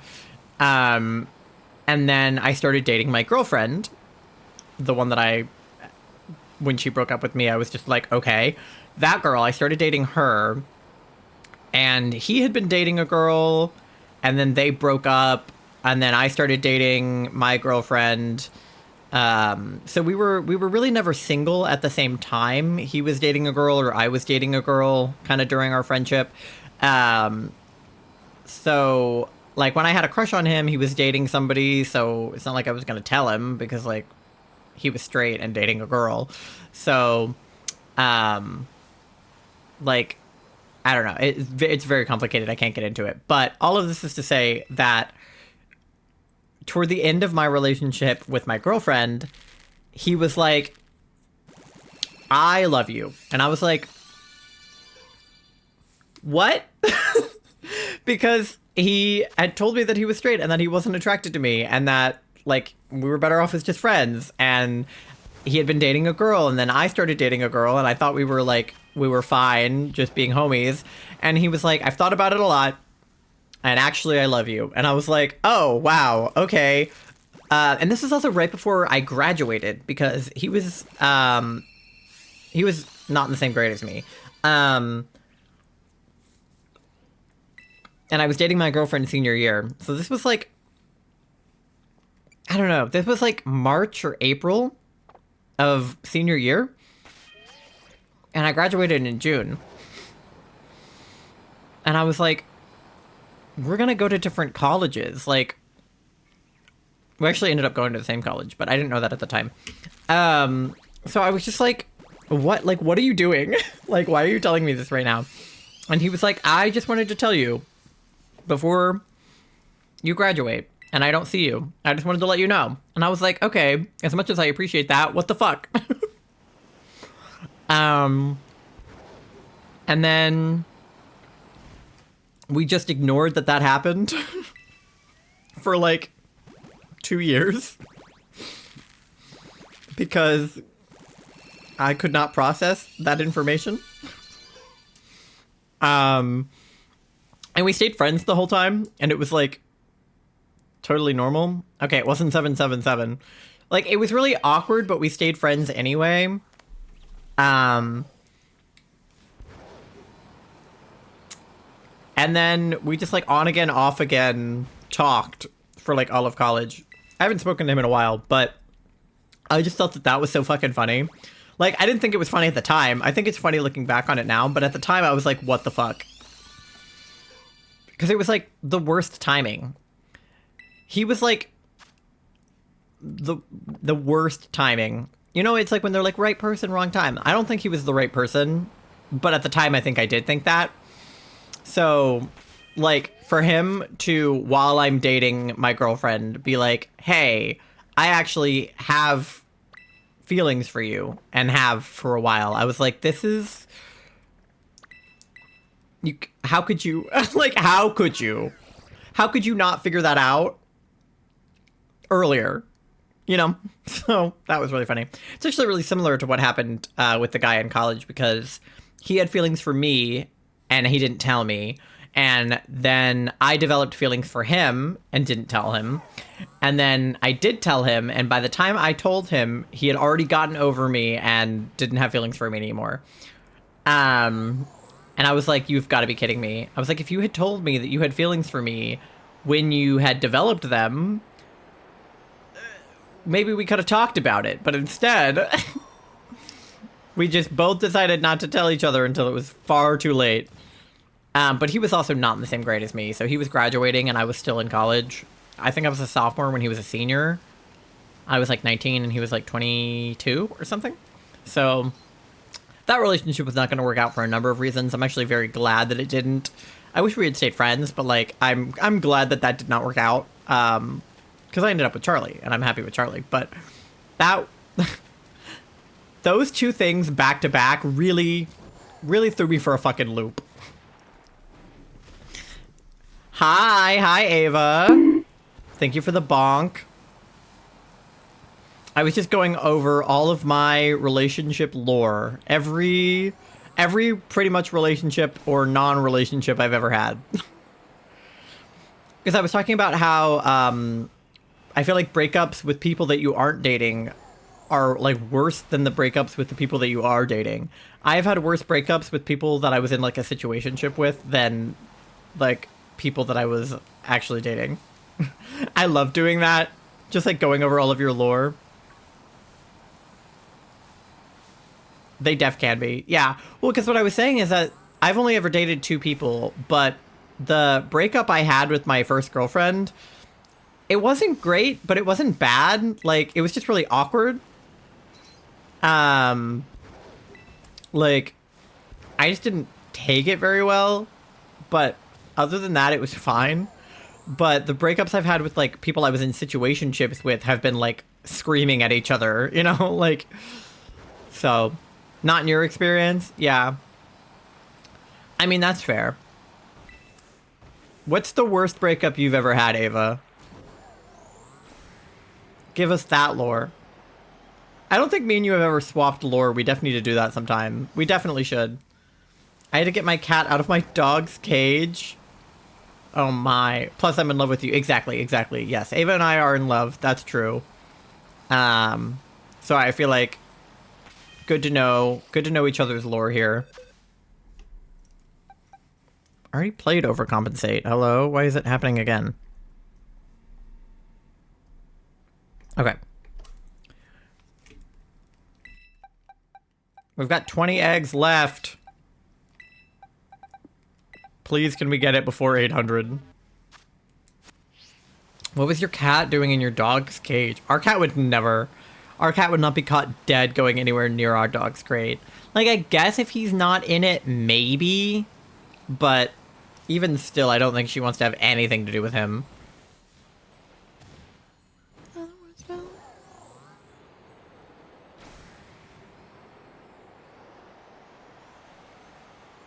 They played this one at the concert.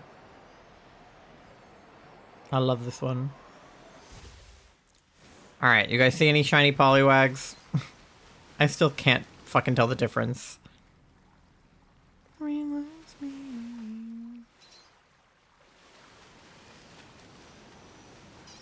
I think they all look normal. I really can't tell though.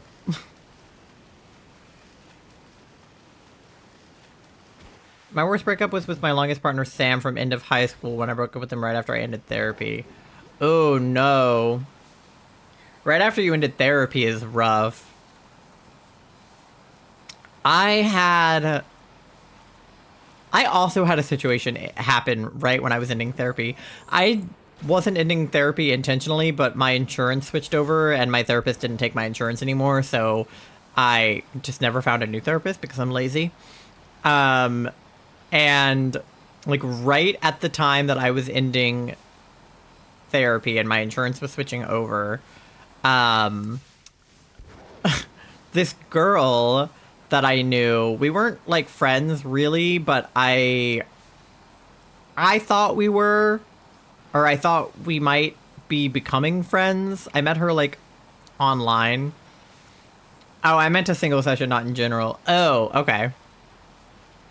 Well, that's good. At least you still had therapy to get through it. Because, like, I ended therapy, like, for an extended period of time. And this girl that I was, like, trying to become friends with because she was friends with one of my friends. Like, it's complicated. I'm friends with this girl named Kat, and Kat was friends with this girl. And I was like, okay, well, if Kat is friends with her, then I'll become friends with her, right?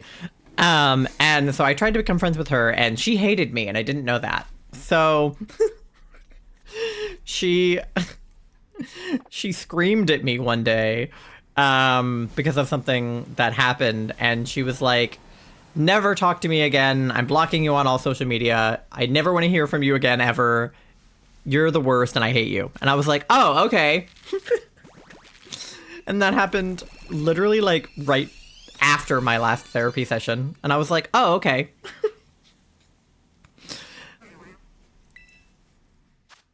I think Charlie knows what I'm talking about.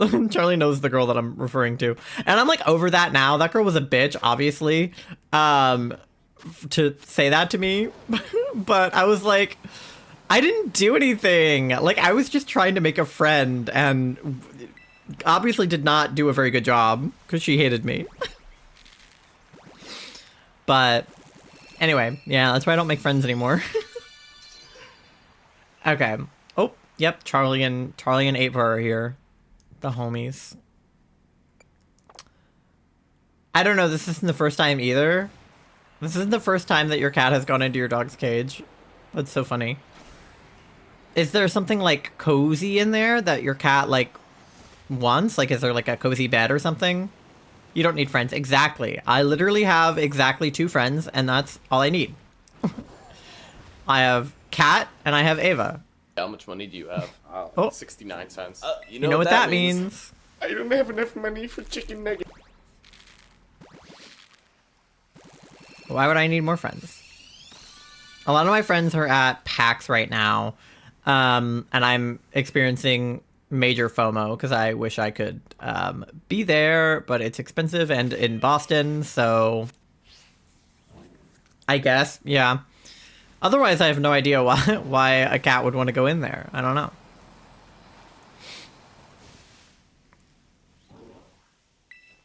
I think of you. I miss Boston. Yeah. Oh, yeah. I guess you were up there for a while, huh? Yeah, I've only ever been once, and it was for PAX in 2015. And it was super cool, and I would love to go back, but I don't have the money or the time and transportation required to get there. But therapist knows. 2 years, yeah. Yeah. Boston was cool. I liked it. I wish you were still there, so then I could have gone to PAX, and instead of having to get a hotel, I could have just stayed with you. If I had a friend in Boston, or something. That would have been good. Because I know that one of my friends is staying with one of her friends in Boston, but I don't know the friend that she's staying with, so obviously I'm not going to, like, stay with her friend. But that would have been fun, yeah. If you ever need to get there, Amtrak's a great option. Yeah, I guess I could take a train. I never really thought about that. I've never been. Yeah. Maybe next year, Charlie. Maybe next year. That, or I want to go to TwitchCon, which is, like, usually in California or Vegas or somewhere on the West Coast, which would obviously be a lot harder to get to. We would definitely have to take a flight rather than, like, a train. Train is comfy. It's what I did a lot. Okay, period. Yeah, I could do that. If I could take the train and then not stay in a hotel and all I had to do was, like, pay for a train ticket, I think I could do that. Because how much is a train ticket? Not that much, right? I don't know. I've only taken the Amtrak, like, twice in my life, and it was from Richmond to DC. 8 hours, but good Wi-Fi, free and comfy and affordable. Yeah, I mean, you know, it would be a pretty long drive or flight, too. Like, not that long, but it would take a while either way. Like, no matter how you plan on getting there, it would take a little while, so may as well take the train. If you do it early enough, it could be as cheap as $35. That's not bad at all. I mean, gas would cost more than that to get there. Flight's pretty fast, yeah. Because driving, you have to worry about, A, you're the one who's driving, and B, there could be traffic and all that jazz, and then you have to worry about, like, parking your car and everything when you get there. But I guess the only thing about the train is, yeah, what do you do when you get there? I guess you have to either have a friend with a car, or, like, how do you get to where you're going once you get off the train? You could take, like, an Uber or something, I guess. Because I'm not old enough to rent a car. You have to be, like, 25. The T? What is that? Is that, like, public transport? Is it like a metro in Boston? Oh, Tom says don't forget to pay your loan. You guys paying your loans? Jealousy. Yeah, it's their metro. Okay, period. Cool. Yeah, I'll definitely think about it for next year. Because this year I couldn't get the time off work and we're moving and everything. No. The 2 stations you'd get off are both at T-stops. Okay, slay. That works. I mean, it makes sense. You would have to connect the metro to the train station, I feel like. All right. Let's see. What do we have? Normie. Boo. But yeah. Because if TwitchCon is in, like, California, then, like, we have people... I know people in California I could stay with, but I don't know anybody in Boston. I don't think. I think I know somebody from Boston, but I don't know if they live there now. And it's very close to from where the convention is. Okay, period.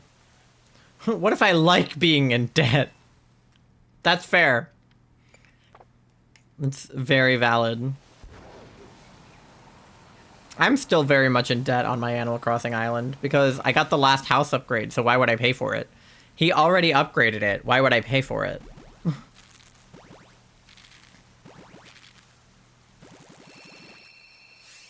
Alright, let's see. Nope.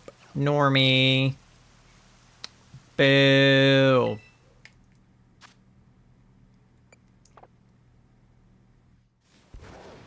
But yeah, either way, I'm very jealous of all of my friends who are at PAX right now. So I hope you're all having a good time at PAX without me. It's fine, guys. Bruh. Bruh. So real. Thank you for the wow, and also for the bruh. And also for the oof.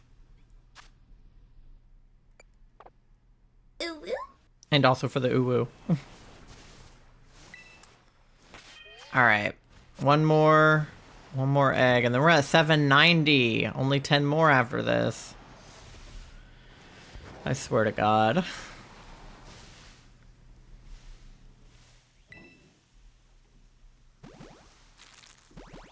Alright, what's it gonna be? Please be shiny.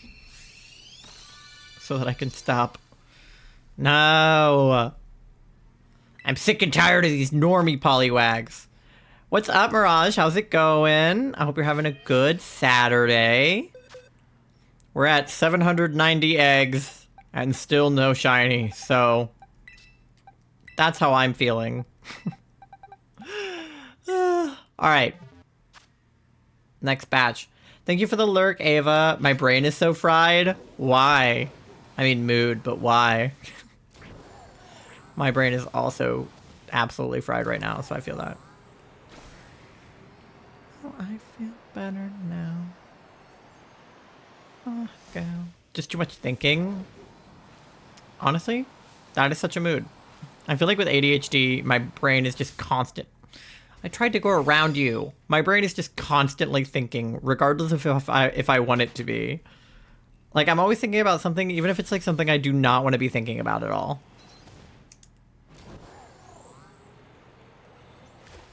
Open the door. It's supposed to be around this long.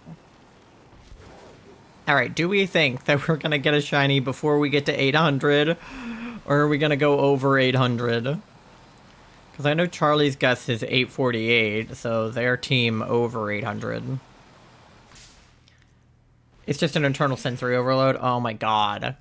Yeah. No, seriously. Being ADHD is the worst, because it's like, my ADHD and my autism are like constantly fighting over what, like, should be happening. Like, the autistic part of my brain is like very like detail oriented and like schedule oriented and like likes spreadsheets and organization and things like that. And then my ADHD is like, fuck spreadsheets and organization and like timeliness. We're gonna do whatever we want whenever we want to, and we're not gonna worry about anything. And then my anxiety is like, no, because we can't be late to things. We're not allowed to be late, and if we're not organized, we're gonna forget things, and if we forget things, then we're gonna mess up, and then we're not gonna do something right. So it's like a really, really fun time living in my brain. I can imagine the title of one of my videos being Astral Moments, but I'll hold the context. Literally, yeah.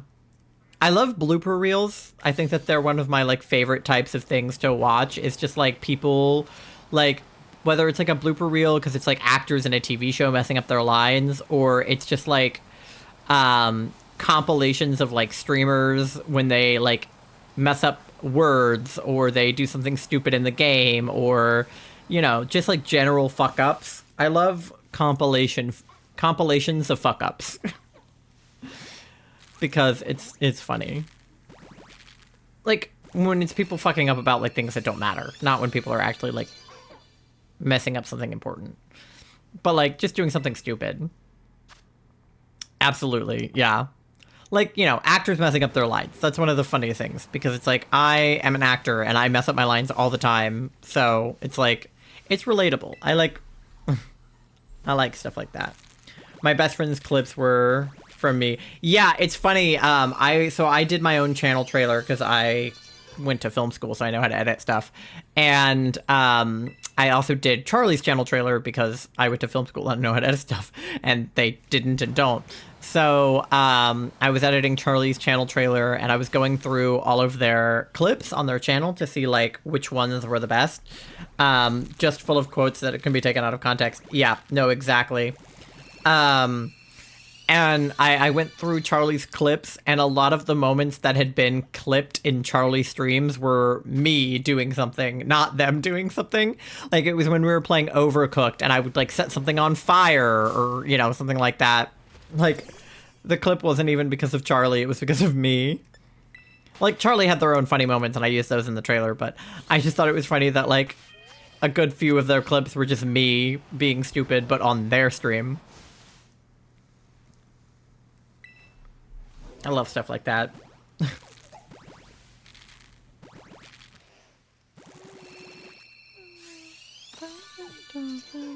Okay. What are we on now? 794? Ugh.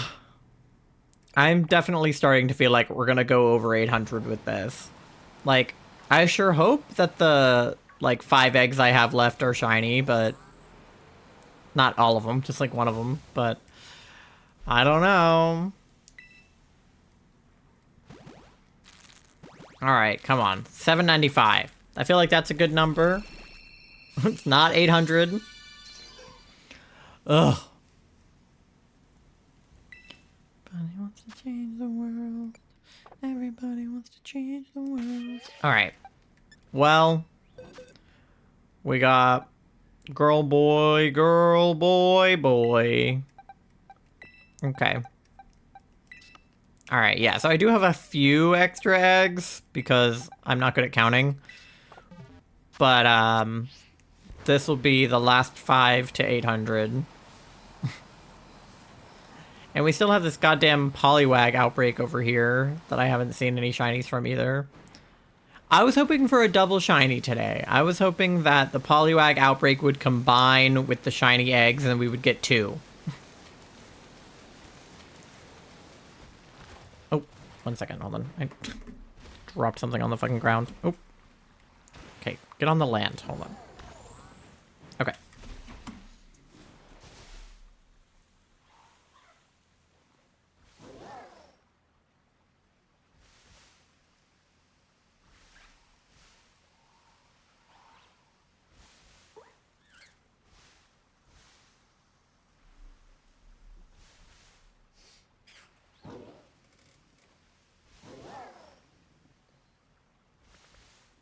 All right. One of my absolute favorite things in his streams is when I say something in chat that's either really funny or I come up with a good headcanon and he'll just go to the home screen on his Switch to process it. Yeah. I feel that. I will sometimes clip moments in other people's streams where I said something so out of pocket that the streamer is like, no fucking way. Any of you guys want to be shiny? Any little shiny Poliwags? Maybe? No? I can't tell. They all look the same. Alright, well. This is exactly why we're doing a Masuda hunt, because the Poliwag outbreaks are impossible to hunt. One of the out-of-context quotes would be high on mochi already. One of my constant shinies in Pokemon is the Poliwag. Yeah. They are so, like, their shinies are so good because Poliwrath is green and then Politoed is blue and pink. But the Poliwag and Poliwhirl shinies are, like, almost the same as the regular. The Poliwhirl is a little more obvious, but the Poliwag is, like, impossible to tell. And I think it's gotten worse with, like, the 3D animation. I think in 2D it was a little easier to tell, but in 3D it's, like, they're the same. Okay, yeah, and then after these... Oh my god, Yanma. After these 5, we'll have an ad break, and then... That'll pretty much be it. I have like 15 more minutes of stream, so... I might hatch the extra eggs just because I have them. I had a Poliwag in Crystal version and Heart Gold, both found in the same pond in Violet City. Nice. Yeah, I tried shiny hunting Poliwag once before. Well, technically twice before, but once before in Pokemon Brilliant Diamond Shining Pearl. I tried hunting a Poliwag there, and I was deeply unsuccessful, which is why I moved the hunt to Scarlet Violet and tried doing an outbreak hunt. And then I was also unsuccessful in the outbreak hunt. So then I started the Masuda hunt. So this is technically my 3rd run of a Poliwag shiny hunt, and I've never gotten one. It's fucking ridiculous. I don't know why it's so hard. It should not be this hard. It's just a Poliwag. It's just a stupid tadpole. Just a little round, swirly ball. But for some reason, it's like the hardest shiny to get. In Gen 6, I actively started shiny hunting and got multiple Poliwhirl. Yeah, I feel like it would probably be easier to have just hunted Poliwhirl. But I didn't, So here I am, Masuda hunting a Poliwag. I will definitely not do a Masuda hunt for a while. I will be back to Outbreak hunting, and I'll get more Herba. The only reason I did this hunt was because Poliwags are hard to tell apart in an Outbreak, and I don't have enough Herba. So I need more Herba, and then to never do a Masuda hunt again. At least not for a while. But I also really want to do some shiny hunting in PLA, so I'll probably do that next, too. Alright, 2 more, and then we're at fucking 800. Alright. It's fitting that it's one of the evolutionary lines that decided to follow me as shinies the whole way. Yeah. I mean, my whole thing is I'm trying to get all of the frog shinies. I already have a shiny Krogunk, but I want a shiny Froakie because I want a shiny Greninja, and I want a shiny Poliwag because I want a shiny Poliwrath and a shiny Politoad. And I want a shiny Bulbasaur. I just want all of the frogs to be shiny. Ugh! I was hoping that number 800 would be it. God damn. 800 eggs and fucking nothing, bro. What the hell? This hunt sucks. Alright, well, I'll hatch these 5 eggs just for fun, and then that last one. But we have an ad coming up, so I'll run that first, and then when I come back, we'll hatch the last few eggs, and then that'll be the end of the stream. Okay, go get a snack, get some water. I'll be right back.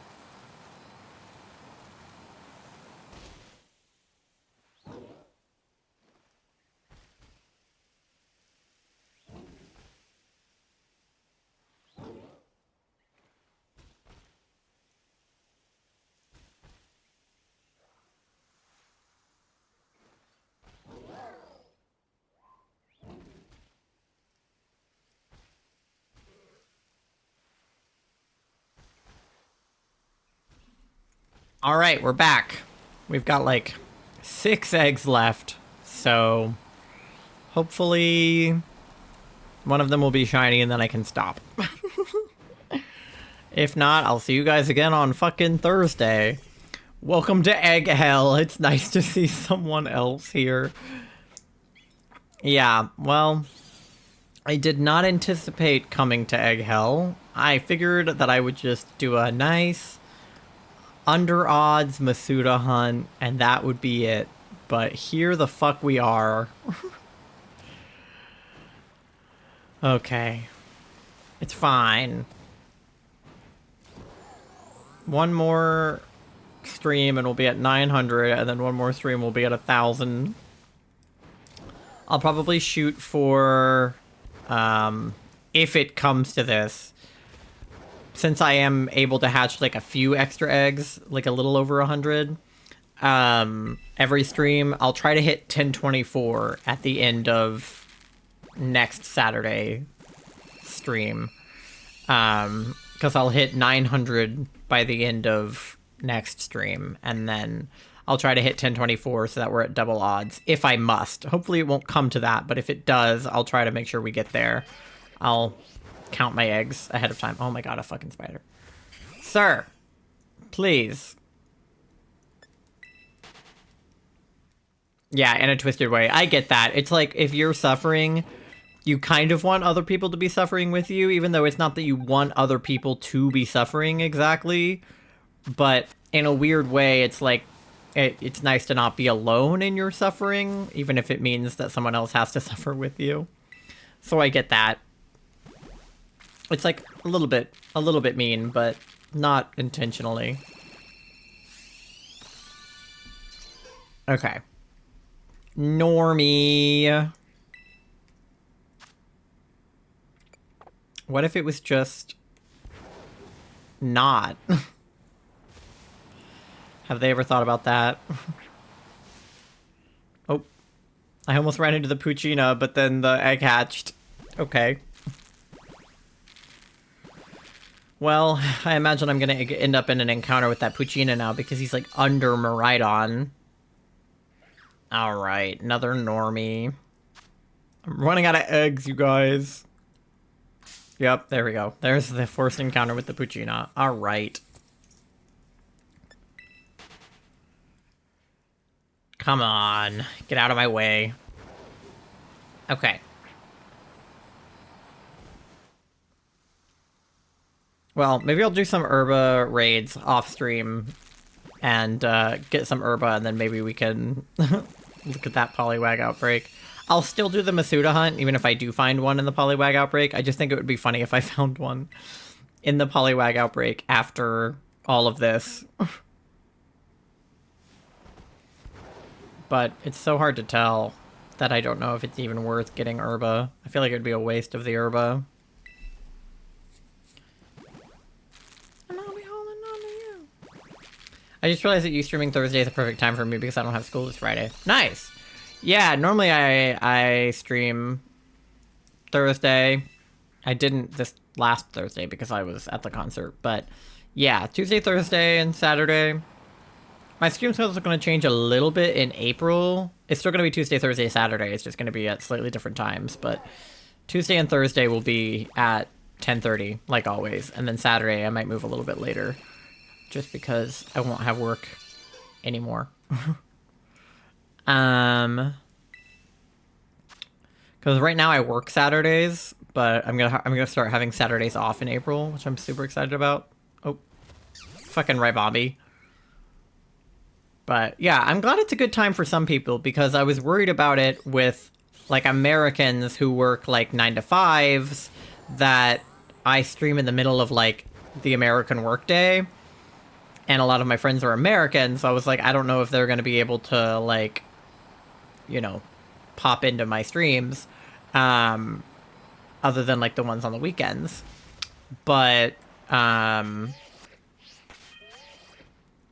oh, was that everybody? I thought I had one more. Nope, that was everyone. Okay, that was all the eggs I had. No! Alright, well, we ended at 8:05, I guess, then. Or, isn't it? It should be 8:06, right? I don't think I counted the last one. Because I started at 7:01, and then I hatched these 15, and then these 90. Yeah.